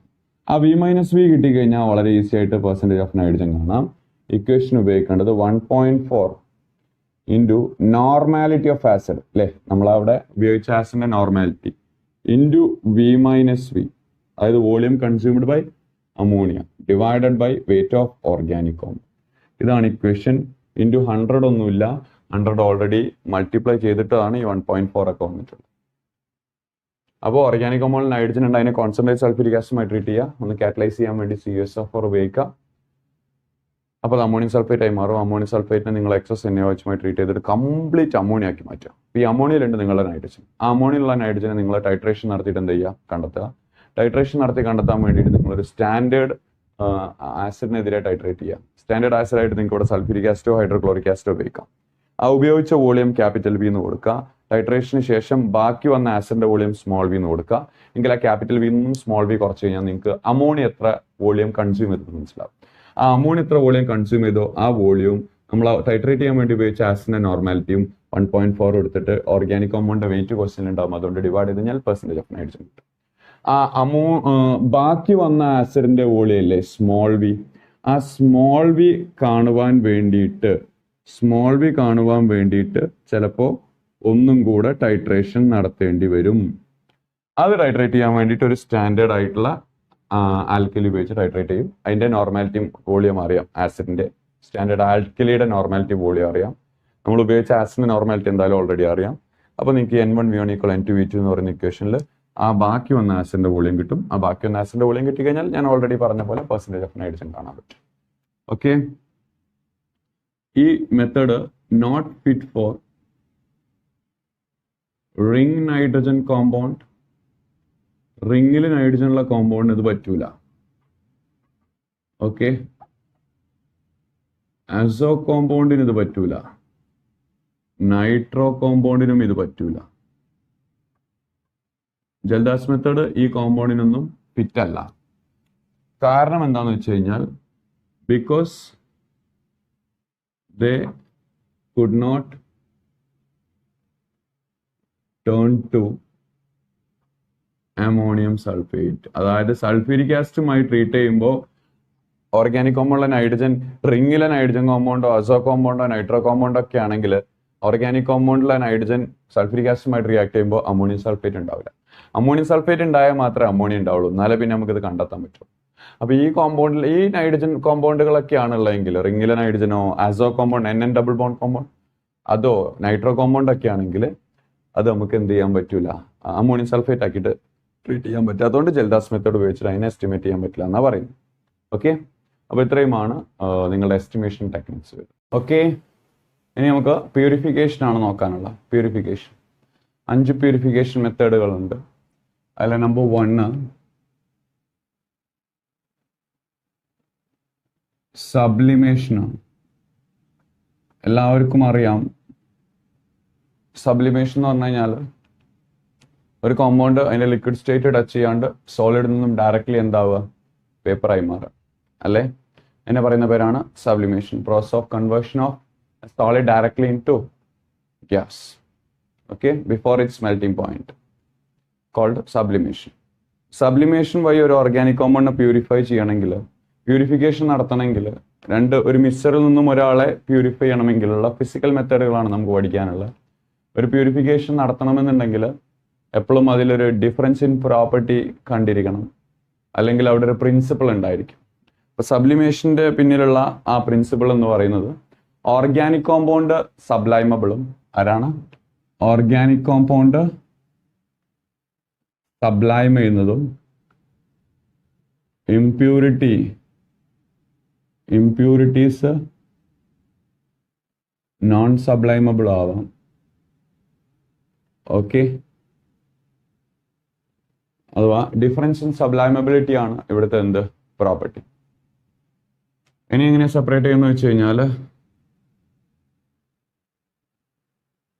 ഒരു സ്റ്റാൻഡിൻ്റെ അകത്ത് ഹീറ്റ് ചെയ്യാൻ പറ്റിയൊരു സ്റ്റാൻഡ്. ആ സ്റ്റാൻഡിൽ നമ്മൾ ഇംപ്യൂർ ഓർഗാനിക് കോമ്പൗണ്ട് എടുക്കും. Impure organic compound. അപ്പോൾ അതിൽ ഇമ്പ്യൂരിറ്റീസ് ഉണ്ടാവും, പ്യുവർ ഓർഗാനിക് കോമ്പൗണ്ട് ഉണ്ട്. ഇതിങ്ങനെ മുകളിൽ ഒരു കോണിസ്കൽ അല്ലെങ്കിൽ ഒരു ഫണൽ സെറ്റപ്പ് ഉപയോഗിച്ചിട്ട് ക്ലോസ് ചെയ്തിട്ടുണ്ട്. എന്നിട്ട് അടിയിൽ നിന്ന് ചൂടാക്കും. ചൂടാക്കുമ്പോൾ പ്യുവർ ഓർഗാനിക് കോമ്പൗണ്ട് സബ്ലൈമബിൾ ആണല്ലോ അല്ലേ. അപ്പോൾ പ്യുവർ ഓർഗാനിക് കോമ്പൗണ്ട് ഇതിൻ്റെ സർഫസിൽ നിൽക്കും. Pure organic compound OC. Impurities അപ്പോഴും എവിടെ തന്നെ ഉണ്ടാവുക, ഇവിടെ ഉണ്ടാവുക. ഈ ഫണൽ മാറ്റുക, കണ്ടൻസ് ചെയ്യുക, ഓർഗാനിക് കോമ്പൗണ്ട് കിട്ടും. ഓക്കെ. അപ്പോൾ when organic compound, impure organic compound heated, pure organic compound gets sublime, undergoes sublimation, where impurities remains in the same. Okay. After cooling the vapors of that sublimable organic compound, you obtain the pure solid. Okay. Examples: naphthalene ഇതുവഴി separate ചെയ്യുന്നതാണ്. Camphor ഇതുവഴി separate ചെയ്യുന്നതാണ്. Anthracene sublimation വഴി separate ചെയ്യാം. Benzoic acid sublimation വഴി separate ചെയ്യാം. Iodine sublimation, iodine is not an organic compound, sublimation വഴി separate ചെയ്യാം. അമോണിയം ക്ലോറൈഡ് സബ്ലിമേഷൻ വഴി സെപ്പറേറ്റ് ചെയ്യാം. ഇൻഡിഗോ ഡൈസ്റ്റഫ്, കളേർഡ് മാറ്റർ എങ്ങനെ സെപ്പറേറ്റ് ചെയ്യാം. ഇതൊക്കെയാണ് സബ്ലിമേഷൻ വഴി സെപ്പറേറ്റ് ചെയ്യാൻ പറ്റുന്ന എക്സാമ്പിൾസ്. സെക്കൻഡ് ടെക്നിക്കാണ് ക്രിസ്റ്റലൈസേഷൻ. എന്താണ് ക്രിസ്റ്റലൈസേഷൻ? ക്രിസ്റ്റലൈസേഷൻ്റെ പിന്നിലുള്ള പ്രിൻസിപ്പിൾ ഒന്ന് നോട്ട് ചെയ്യാം. ഇവിടെ ഒരു മിക്സ്ചർ ഉണ്ടായിരിക്കണം. മിക്സ്ചറിലെ ഒരു കോമ്പൗണ്ട് ഒരു സ്യൂട്ടബിൾ സോൾവെന്റിൽ നന്നായിട്ട് എന്തായിരിക്കണം, ഡിസോൾവ് ആയിരിക്കണം. കോമ്പൗണ്ട് വിച്ച് ഈസ് സ്പാരിംഗ്ലി, നന്നായിട്ട് എന്ന് പറഞ്ഞാൽ നോർമലി തിരക്കേടില്ലാണ്ട് ഡിസോൾവ് ആയിരിക്കണം. In a mixture, one component which is sparingly soluble in a suitable solvent, and its solubility increases with increase in temperature. അപ്പോൾ ചെറിയ രീതിയിൽ ആദ്യം ഈ സോൾവെന്റിൽ ഡിസോൾവ് ആയിരിക്കണം, പിന്നെ നമ്മൾ സോളുബിൾ ആയിരിക്കണം. ഇംപ്യൂർ ആയിട്ടുള്ള ഓർഗാനിക് കോമ്പൗണ്ടിലെ നമ്മൾ സെപ്പറേറ്റ് ചെയ്യാൻ ഉദ്ദേശിക്കുന്ന ആ ഓർഗാനിക് കോമ്പൗണ്ട് നമ്മൾ ചേർത്തിട്ടുള്ള സോൾവെന്റിൽ നന്നായിട്ട് ഡിസോൾവ് ആയിരിക്കണം, തിരക്കേടില്ലാണ്ട്. ടെമ്പറേച്ചർ കൂടുന്നതിനനുസരിച്ച് അതിൻ്റെ സോളുബിലിറ്റി കൂടും വേണം. അങ്ങനെ കൂടി മാക്സിമം സോളബിൾ ആവുന്ന ഒരു സൊല്യൂഷൻ നമുക്ക് ഹീറ്റ് ചെയ്തിട്ട് അതിന് ക്രിയേറ്റ് ചെയ്യാൻ പറ്റണം. സാച്ചുറേറ്റഡ് സൊല്യൂഷൻ ഉണ്ടാക്കാൻ പറ്റണം. ഓക്കെ. അപ്പോൾ സാച്ചുറേറ്റഡ് സൊല്യൂഷൻ ഉണ്ടാക്കി കഴിഞ്ഞു.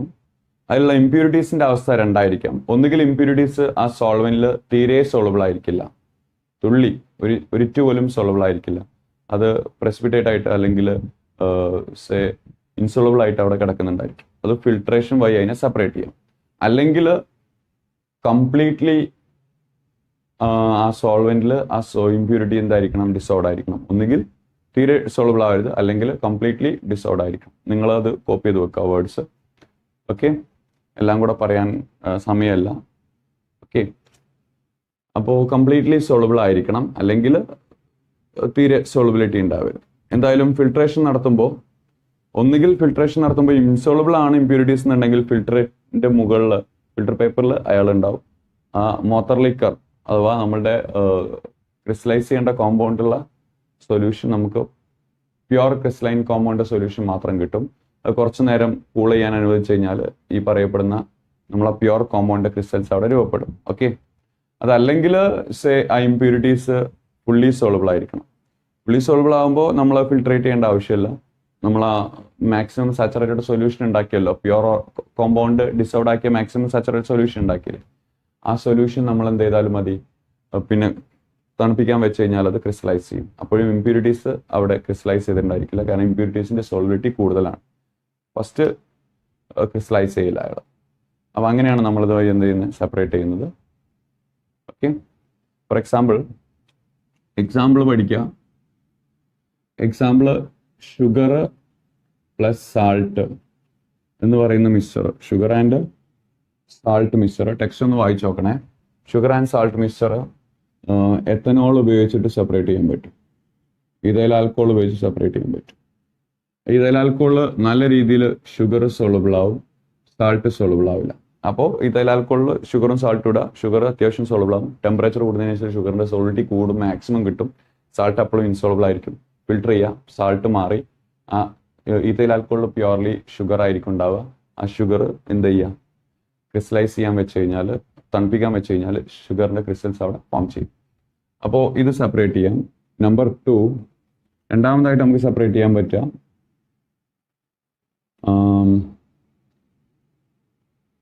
benzoic acid and naphthalene mixture. Benzoic acid and naphthalene mixture using hot water.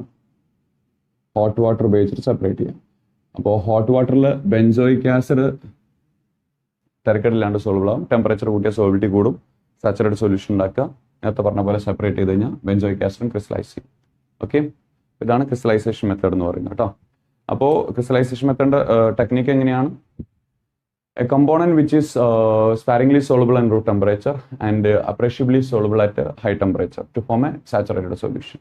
Okay, followed by cooling എന്ത് ചെയ്യും, ക്രിസ്റ്റൽസ് ഫോം ചെയ്യും.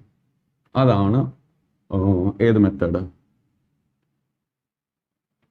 ഈ പറയപ്പെടുന്ന ക്രിസ്റ്റലൈസേഷൻ മെത്തേഡ്.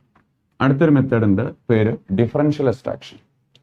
മെത്തേഡ് നമ്പർ 3, അതിന്റെ പേര് ഡിഫറൻഷ്യൽ എക്സ്ട്രാക്ഷൻ. അതിന്റെ പ്രിൻസിപ്പിൾ എന്താണെന്ന് പഠിക്കുക, എക്സാമ്പിൾ പഠിക്കുക. അതാണ് അതിൽ കാര്യമായിട്ട് ചെയ്യേണ്ടത്. അല്ലാണ്ട് നിങ്ങളോട് എഴുതാൻ ചോദിക്കുന്നില്ലല്ലോ. ഡിഫറൻഷ്യൽ എക്സ്ട്രാക്ഷൻ എപ്പോഴാണ് യൂസ് ചെയ്യുന്നത് വെച്ച് കഴിഞ്ഞാൽ, when organic compound in water, വെള്ളത്തിൽ ഓർഗാനിക് കോമ്പൗണ്ട് ഡിസോൾവ് ആയിട്ടുണ്ടെങ്കിൽ നമ്മളൊരു സെപ്പറേറ്റിംഗ് ഫണൽ ഉപയോഗിച്ചിട്ട് അതിനെ സെപ്പറേറ്റ് ചെയ്തെടുക്കും. ഒരു സെപ്പറേറ്റിംഗ് ഫണൽ, ഇതിലിപ്പോൾ വെള്ളമാണുള്ളത്, വാട്ടറിൽ ആരുണ്ട്, ഓർഗാനിക് കോമ്പൗണ്ട് ഉണ്ട്. വാട്ടറിൽ ഓർഗാനിക് കോമ്പൗണ്ട് ഡിസോൾവ് ആയിട്ടുണ്ട്. അപ്പോൾ ഇതിനെങ്ങനെയാണ് സെപ്പറേറ്റ് ചെയ്യുന്നത് വെച്ച് കഴിഞ്ഞാൽ, ഇതിലേക്ക് ഓർഗാനിക് സോൾവെന്റ് ചേർക്കുക. ചേർക്കണ്ടേ ഓർഗാനിക് സോൾവെന്റ്. നിങ്ങളെ ലാംഗ്വേജിൽ തന്നെ എഴുതി വെച്ചാൽ മതി കേട്ടോ. പറയുന്ന കാര്യം ഓർഗാനിക് സോൾവെന്റ് ചേർക്കാം. ഓർഗാനിക് സോൾവെന്റുകളായിട്ട് നമുക്ക് ഈതർ ഉപയോഗിക്കാം, നോൺ പോളാർ സോൾവെന്റ് ചേർക്കാം, CCl4 ഉപയോഗിക്കാം, ബെൻസീൻ ഉപയോഗിക്കാം. അങ്ങനെയുള്ള നോൺ പോളാർ സോൾവെന്റുകൾ ഏത് ഉപയോഗിക്കാം. നോൺ പോളാർ സോൾവെന്റ് ഇതിലേക്ക് ചേർത്ത് കഴിഞ്ഞാൽ എന്നിട്ടൊന്ന് ഷെയ്ക്ക് ചെയ്യാം. ഷെയ്ക്ക് ചെയ്യുമ്പോൾ എന്താ സംഭവിക്കാം, ഈ ഓർഗാനിക് കോമ്പൗണ്ടിന് ഏറ്റവും കൂടുതൽ നിൽക്കാൻ താല്പര്യം പോളാർ സോൾവെന്റ് ആയിട്ടുള്ള വാട്ടറിലായിരിക്കില്ല, നോൺ പോളാർ സോൾവെന്റ് ആയിട്ടുള്ള എന്തിലായിരിക്കും, ഓർഗാനിക് കോമ്പൗണ്ടിലായിരിക്കും. അപ്പോൾ നല്ലോണം ഷേക്ക് ചെയ്യുമ്പോൾ ഫുള്ളി മിക്സ്ഡ് ആവും. കുറച്ച് നേരം വെച്ച് കഴിഞ്ഞാൽ 2 ലെയറുകൾ ഫോം ചെയ്യും, ഡിഫറെൻറ്റ് ലെയറുകൾ ഫോം ചെയ്യും. ആ ഡിഫറെൻറ്റ് ലെയറിൽ ഇപ്പോൾ പ്രസന്റ്ലി കുറച്ച് നേരം സെറ്റിൽഡ് ചെയ്ത് കഴിഞ്ഞാൽ പ്രസന്റ്ലി ഇത് പ്യുവർ വാട്ടർ ആയിരിക്കും. ഈ ഓർഗാനിക് സോൾവെന്റിൽ, ഈ പറയപ്പെടുന്ന ഓർഗാനിക് സോൾവെന്റിലായിരിക്കും നിങ്ങളുടെ ഓർഗാനിക് കോമ്പൗണ്ട് ഉണ്ടാവുക. പിന്നെ ഈ ടാപ്പ് ഉപയോഗിച്ചതിന് ഓപ്പൺ ആയി കഴിഞ്ഞാൽ കംപ്ലീറ്റ് വാട്ടറും റിമൂവ് ചെയ്യാം. ബാക്കി ഓർഗാനിക് കോമ്പൗണ്ടിൻ്റെ അകത്ത് ഈ പറയപ്പെടുന്ന ഓർഗാനിക് സോൾവെന്റ് അകത്ത് ഓർഗാനിക് കോമ്പൗണ്ട് ഉണ്ടാവും. ഓർഗാനിക് കോമ്പൗണ്ട് കുറച്ച് നേരം വെച്ചാൽ തന്നെ വേപ്പറൈസ് ചെയ്ത് പോകും. ആ ഓർഗാനിക് കോമ്പൗണ്ടിനെ നമുക്ക് വെള്ളത്തിൽ നിന്നും സെപ്പറേറ്റ് ചെയ്യാൻ പറ്റും. വെള്ളം കുറച്ച് നേരം വെച്ച് കഴിഞ്ഞാൽ വേപ്പറൈസ് ചെയ്യുന്നതിനേക്കാൾ സ്പീഡിൽ, നല്ല സ്പീഡിൽ വോളറ്റൈൽ ആയിട്ടുള്ള ഓർഗാനിക് കോമ്പൗണ്ട് വേപ്പറൈസ് ചെയ്യും.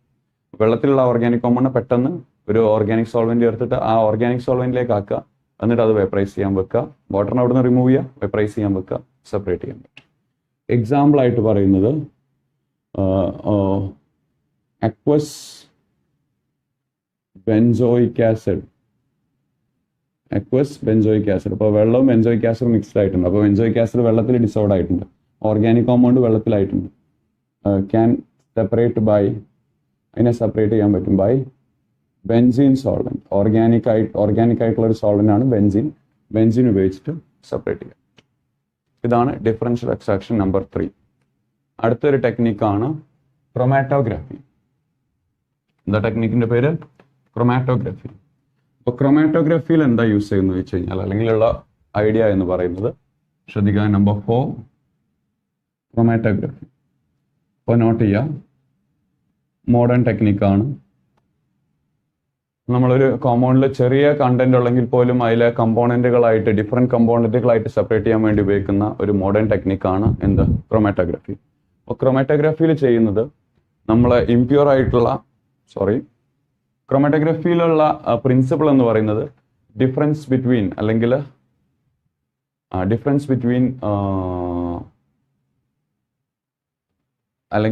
Affinity of components to the difference between your mobile phase and stationary phase. അപ്പോൾ ഒരു മൊബൈൽ ഫേസിൻ്റെയും സ്റ്റേഷനറി ഫേസിനോടുള്ള ഇൻട്രാക്ഷൻ്റെ ഡിഫറൻസിൻ്റെ അടിസ്ഥാനത്തിലാണ് ഓർഗാനിക് കോമ്പൗണ്ട് എന്ത് ചെയ്യുന്നത്, അല്ലെങ്കിൽ നമ്മൾ കമ്പോണൻസിനെ സെപ്പറേറ്റ് ചെയ്യുന്നത്. So separated using the difference between a mobile phase and or interaction of the components with a difference in interaction of components with the mobile face and the stationary face. അവിടെ ഒരു move ചെയ്യുന്ന face ഉണ്ടാവും, അനങ്ങാണ്ട് നിൽക്കുന്ന face ഉണ്ടാവും.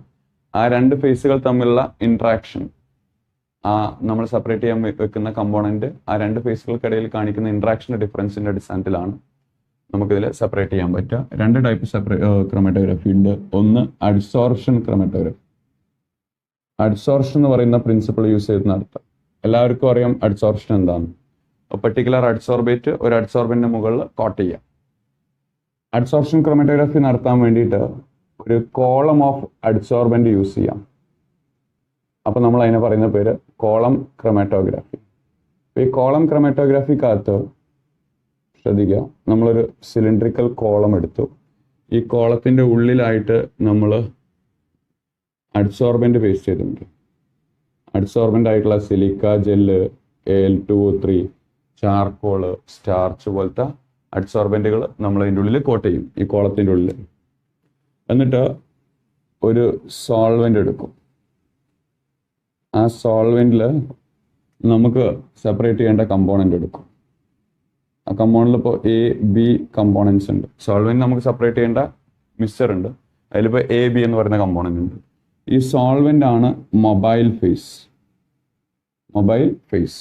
ഈ അഡ്സോർബൻ്റ് ആണ് stationary phase. Stationary phase ഒരു solid ആണല്ലേ.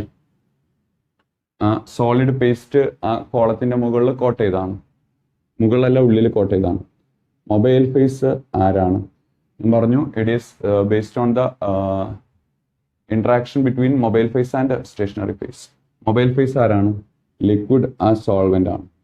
ഇനി നമ്മൾ ഇതിന് മുകളിലൂടെ ഒഴിക്കുന്ന സമയത്ത് ഈ മൊബൈൽ ഫേസ് സ്റ്റേഷനറി ഫേസിലൂടെ കടന്നു വരുമ്പോൾ അവരുടെ തമ്മിലുള്ള ഇൻട്രാക്ഷൻ, അവിടെ വരുന്ന ഇൻട്രാക്ഷൻ അഡ്സോർപ്ഷനാണ്. ഈ മൊബൈൽ ഫേസിൽ അഡ്സോർബേറ്റുകളുണ്ട്, A-B എന്ന് പറയുന്ന അഡ്സോർബേറ്റുകളുണ്ട്. ഇവിടെ ഇതിൻ്റെ ഉള്ളിൽ അഡ്സോർബൻ്റ് ഉണ്ട്. ഈ അഡ്സോർബൻറ്റിൻ്റെ ഒരു ഭാഗത്തായിട്ട് A അഡ്സോർബ് ചെയ്യും, അടുത്ത ഭാഗത്തായിട്ട് B അഡ്സോർബ് ചെയ്യും. അപ്പോൾ ഏറ്റവും അഡ്സോർപ്ഷൻ കപ്പാസിറ്റി ഉള്ള ആൾ ഏറ്റവും ആദ്യം അഡ്സോർബ് ചെയ്യും. അങ്ങനെ നമുക്ക് അതിനെ സെപ്പറേറ്റ് ചെയ്യാൻ പറ്റും. ഓക്കെ, അതിന് ശേഷം ഈ പാറ്റേണിനെ പറയുന്ന പേരാണ് ക്രൊമാറ്റോഗ്രാം. അവിടെ നമുക്ക് ഉള്ളിൽ കിട്ടിയിട്ടുള്ള പാറ്റേണിനെ പറയുന്ന പേരാണ് ക്രൊമാറ്റോഗ്രാം. ആ ക്രൊമാറ്റോഗ്രാം നമുക്ക് A-B എന്ന് പറയുന്ന ക്രൊമാറ്റോഗ്രാമിനെ സെപ്പറേറ്റ് ചെയ്യാൻ വേണ്ടിയിട്ട് എന്ത് യൂസ് ചെയ്യാം? ഒരു സ്യൂട്ടബിൾ ആയിട്ടുള്ള വേറെ സോൾവെൻ്റ് അതിലേക്ക് ചേർക്കാം. ആ സോൾവെൻ്റിൻ്റെ പേരാണ് എലുവെൻറ്റ്.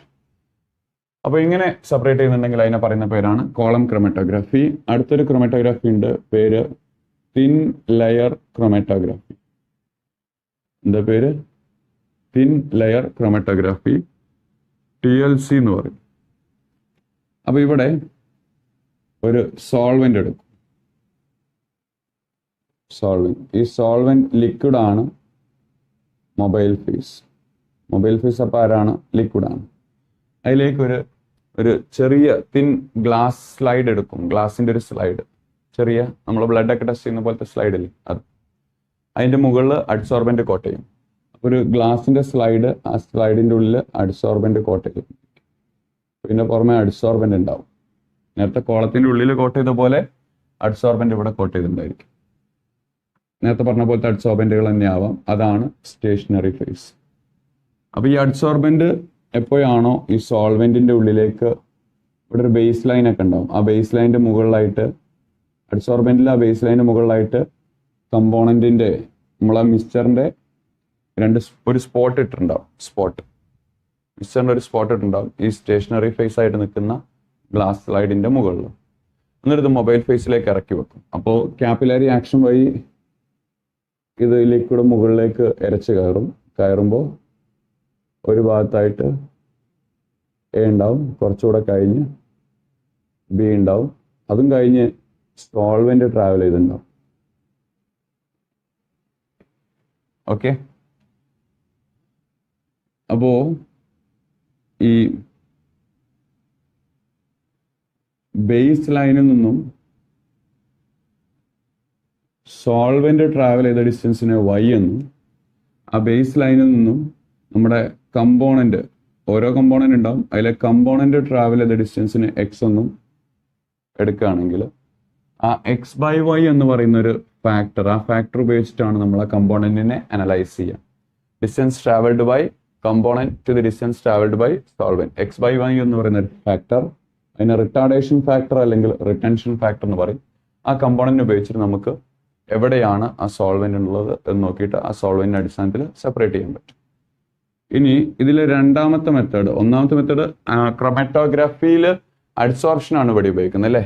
ഇതിൽ അഡ്സോർബേറ്റ് ഉണ്ട്, അത് ഈ അഡ്സോർബിന്റെ മുകളിലേക്ക് പോകുന്നതിനനുസരിച്ച് അഡ്സോർബ് ചെയ്യുക ചെയ്യും. ഇവിടെയും അഡ്സോർപ്ഷനാണ് ഉപയോഗിക്കുന്നത്. അടുത്തത് പാർട്ടീഷൻ ക്രൊമാറ്റോഗ്രാഫി എന്ന് പറയുന്ന ഒരു ടെക്നിക്ക് ഉണ്ട്.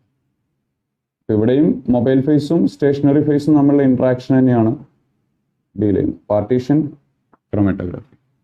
അപ്പോൾ ഇതേ സെറ്റപ്പാണ്, സിമിലർ സെറ്റപ്പ് ലൈക്ക് ഏതാ thin layer chromatography.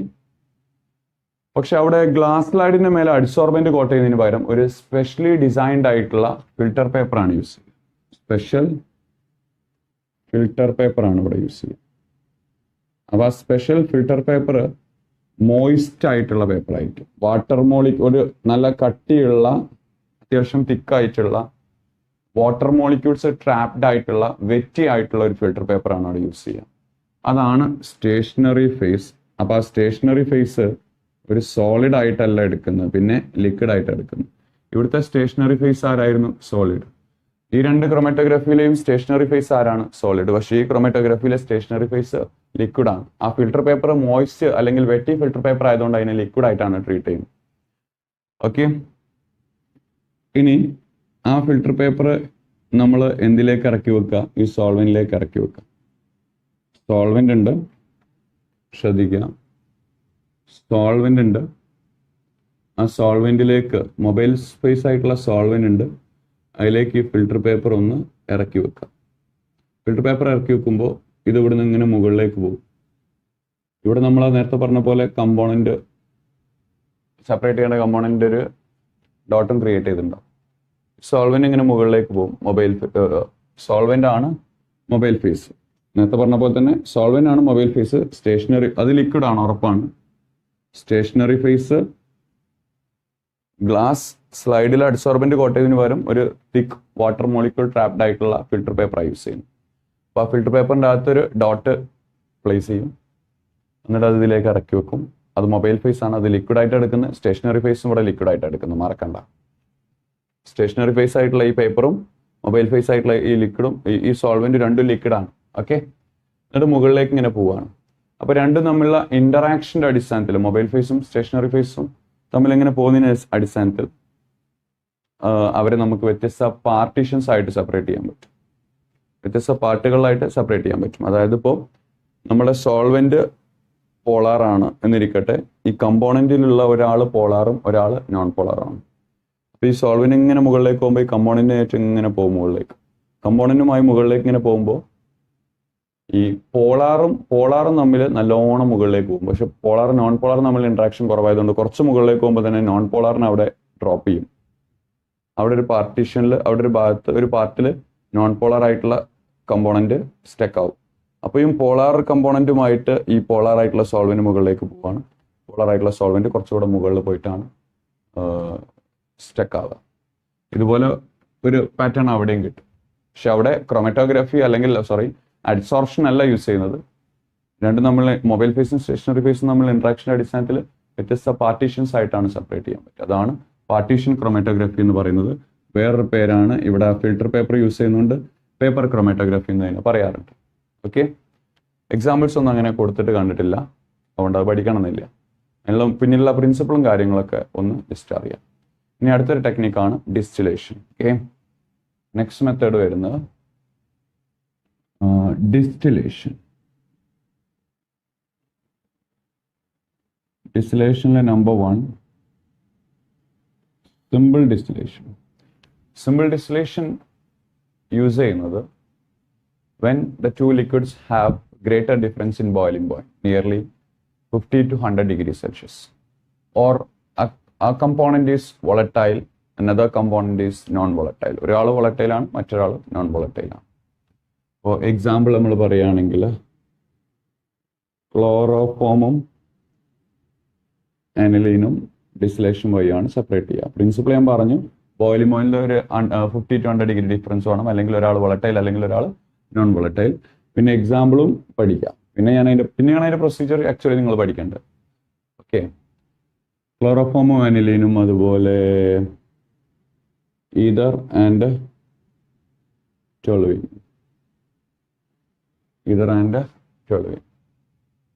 Okay, so chloroform and aniline, moreover ether and toluene. Okay, ready. ഇനി ശ്രദ്ധിക്കുക, എങ്ങനെയാണ് ഇതിനെ സെപ്പറേറ്റ് ചെയ്യണം നോക്കുക. എല്ലാ ഡിസ്റ്റിലേഷനുള്ള ഒരു കോമൺ ആയിട്ടുള്ള ക്രൈറ്റീരിയ ഈ ഡിസ്റ്റിലേഷനിലുണ്ട്. അതുകൊണ്ടാണ് ഇതിനെ സിമ്പിൾ ഡിസ്റ്റിലേഷൻ എന്ന് പറയുന്നത്. അപ്പോൾ ഇതിൽ AB എന്ന് പറയുന്ന മിക്സ്ചർ ഉണ്ട്. ഓക്കെ, A, B തമ്മിൽ ബോയിലിംഗ് പോയിന്റ് നല്ല ഡിഫറൻസ് ഉണ്ട്. എക്ക് ബോയിലിംഗ് പോയിന്റ് കുറവും ബിക്ക് ബോയിലിംഗ് പോയിന്റ് കൂടുതലാണെന്ന് ഇരിക്കട്ടെ. ഇവിടെ തെർമോമീറ്റർ ഒക്കെ ഉണ്ടാവും. നമ്മളിതിനെ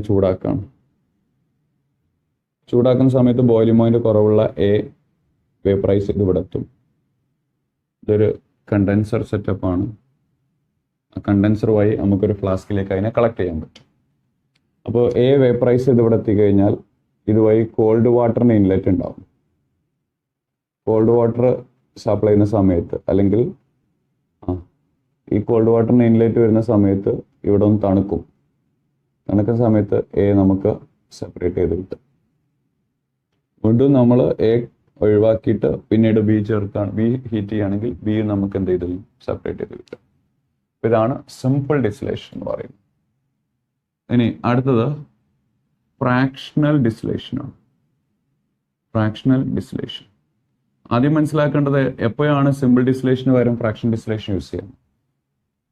if to components have nearly similar boiling point വളരെ ക്ലോസ്ഡ് ആയിട്ടുള്ള കമ്പോണൻസ് ആണെങ്കിൽ നമ്മൾ ഉപയോഗിക്കുന്ന ടെക്നിക്കാണ് ഏത്, ഫ്രാക്ഷണൽ ഡിസ്റ്റിലേഷൻ. എക്സാമ്പിൾ ആയിട്ട് മീഥൈൽ ആൽക്കഹോൾ, അതായത് methanol, methyl alcohol and acetone separate ചെയ്യാൻ ഇത് ഉപയോഗിക്കും. 2, ആ പ്രിൻസിപ്പിൾ മനസ്സിലാക്കുക എപ്പോഴാണ് യൂസ് ചെയ്യാന്ന്. 2,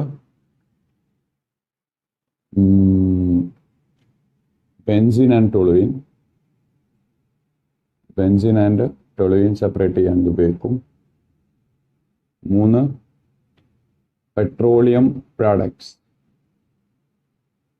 ഈ ക്രൂഡ് ഓയിലിൽ നിന്നും പെട്രോൾ, ഡീസൽ, ഗ്യാസോലിൻ അതുപോലുള്ള പെട്രോളിയം പ്രോഡക്ട്സ്, കറസിൻ പോലുള്ള പെട്രോളിയം പ്രോഡക്ട്സ് ഫ്രം ക്രൂഡ് ഓയിലിൽ നിന്നും പെട്രോളിയം പ്രോഡക്ട്സിനെ സെപ്പറേറ്റ് ചെയ്യാൻ ഇതൊക്കെ ഉപയോഗിക്കും. ഫ്രാക്ഷൻ ഡിസ്റ്റിലേഷൻ മെത്തേഡ് ഉപയോഗിക്കും. എക്സാമ്പിളൊക്കെ തന്നെ കാര്യമായിട്ട് പഠിക്കാനുള്ളൂ. വേറൊന്ന് നിങ്ങളോട് വരച്ച് എഴുതാൻ ചോദിക്കും. ഇതിൻ്റെ ഉള്ളിൽ എക്സ്ട്രാ ഒരു ഫ്രാക്ഷനേറ്റിംഗ് കോളം വെച്ചുണ്ടായിരിക്കും. ഗ്ലാസ് ബെഡ്സിനെ കൊണ്ടുണ്ടാക്കിയിട്ടുള്ള ഫ്രാക്ഷനേറ്റിംഗ് കോളം. പിന്നെ നേരത്തെ പറഞ്ഞ പോലത്തെ സെറ്റപ്പ് തന്നെ. ഇപ്പോൾ 2 ലിക്വിഡ് ഉണ്ട്, എയും ബിയും. അവർ തമ്മിൽ ബോയിലിംഗ് പോയിന്റ് വളരെ ക്ലോസ്ഡ് ആണ്. ഒരു ബോയിലിംഗ് പോയിന്റ് ഒരു 100 ഡിഗ്രീൻ്റെ അടുത്ത് ഡിഫറൻസ് ഉണ്ട്. ഹീറ്റ് ചെയ്യുമ്പോൾ എ പോയി കുറേ കഴിഞ്ഞാണ് ബി വേപ്പറൈസ് ചെയ്യുക. ഒരു ബോയിലിംഗ് പോയിന്റ് നിയർലി സെയിം ആയതുകൊണ്ട് ഈ മിക്സ്ചർ ഹീറ്റ് ചെയ്യുമ്പോൾ എയും ബിയും ഒരുമിച്ച് വേപ്പറൈസ് ചെയ്യും.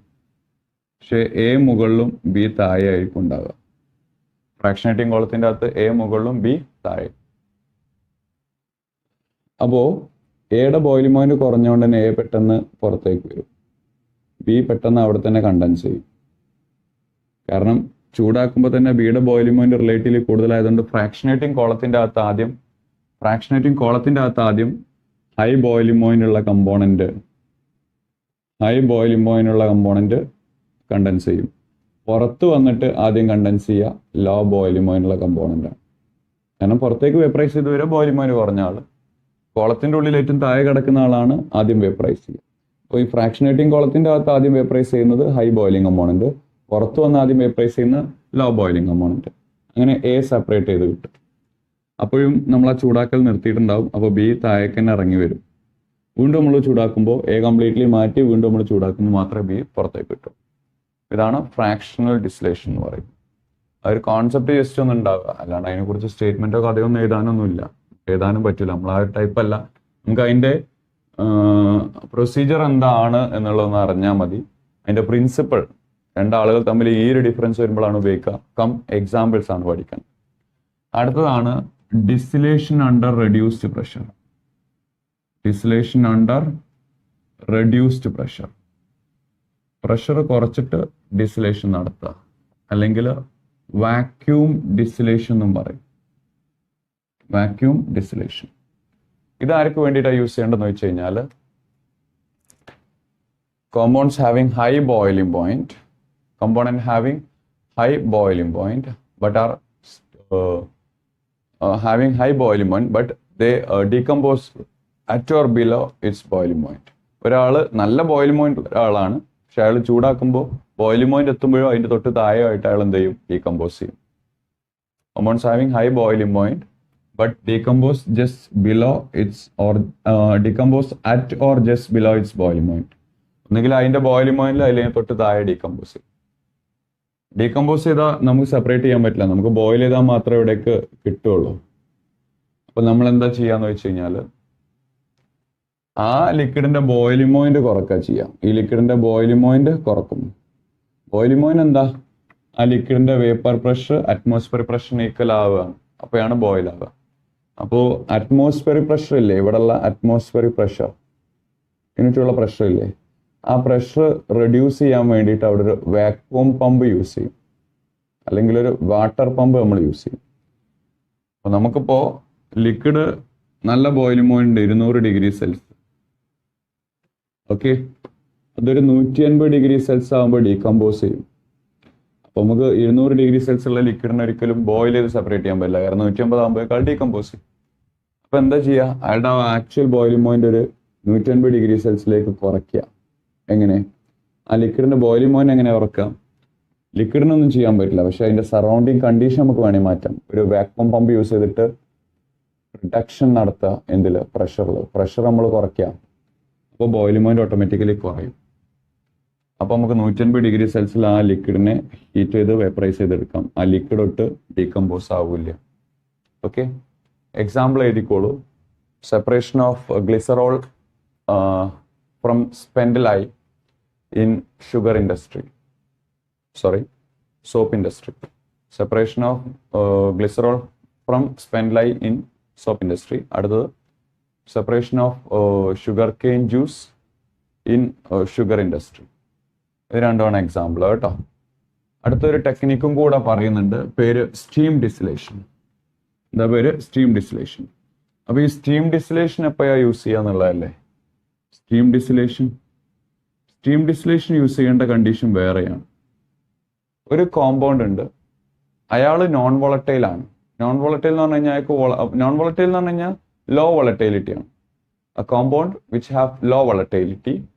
ബട്ട് ലോ വോളറ്റൈലിറ്റി എന്ന് പറഞ്ഞു കഴിഞ്ഞാൽ അയാൾക്ക് അയാളുടെ വേപ്പർ പ്രഷർ അറ്റ്മോസ്ഫിയർ പ്രഷറിന് ഈക്വൽ ആക്കാൻ പറ്റുന്നില്ല. അതുകൊണ്ടാണ് അയാൾ വേപ്പറൈസ് ചെയ്യാത്തത് അല്ലെങ്കിൽ ബോയിൽ ആവാത്തത്.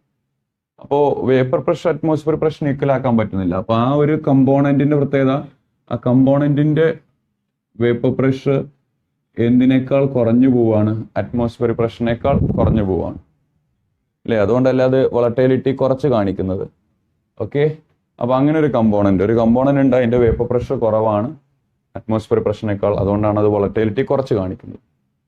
പക്ഷെ ആ കമ്പോണന്റിനെ അല്ലെങ്കിൽ ആ വസ്തുവിനെ നിങ്ങൾ വാട്ടറുമായിട്ട് ട്രീറ്റ് ചെയ്തിട്ട് ഹീറ്റ് ചെയ്താൽ പെട്ടെന്ന് വോളറ്റൈൽ ആവും.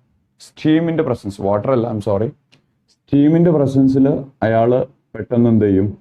വോളറ്റൈൽ ആവും. അപ്പോൾ ആ കമ്പോണന്റ് നോർമലി വോളറ്റൈൽ അല്ല, നോർമലി വേപ്പറൈസ് ചെയ്യുന്നില്ല.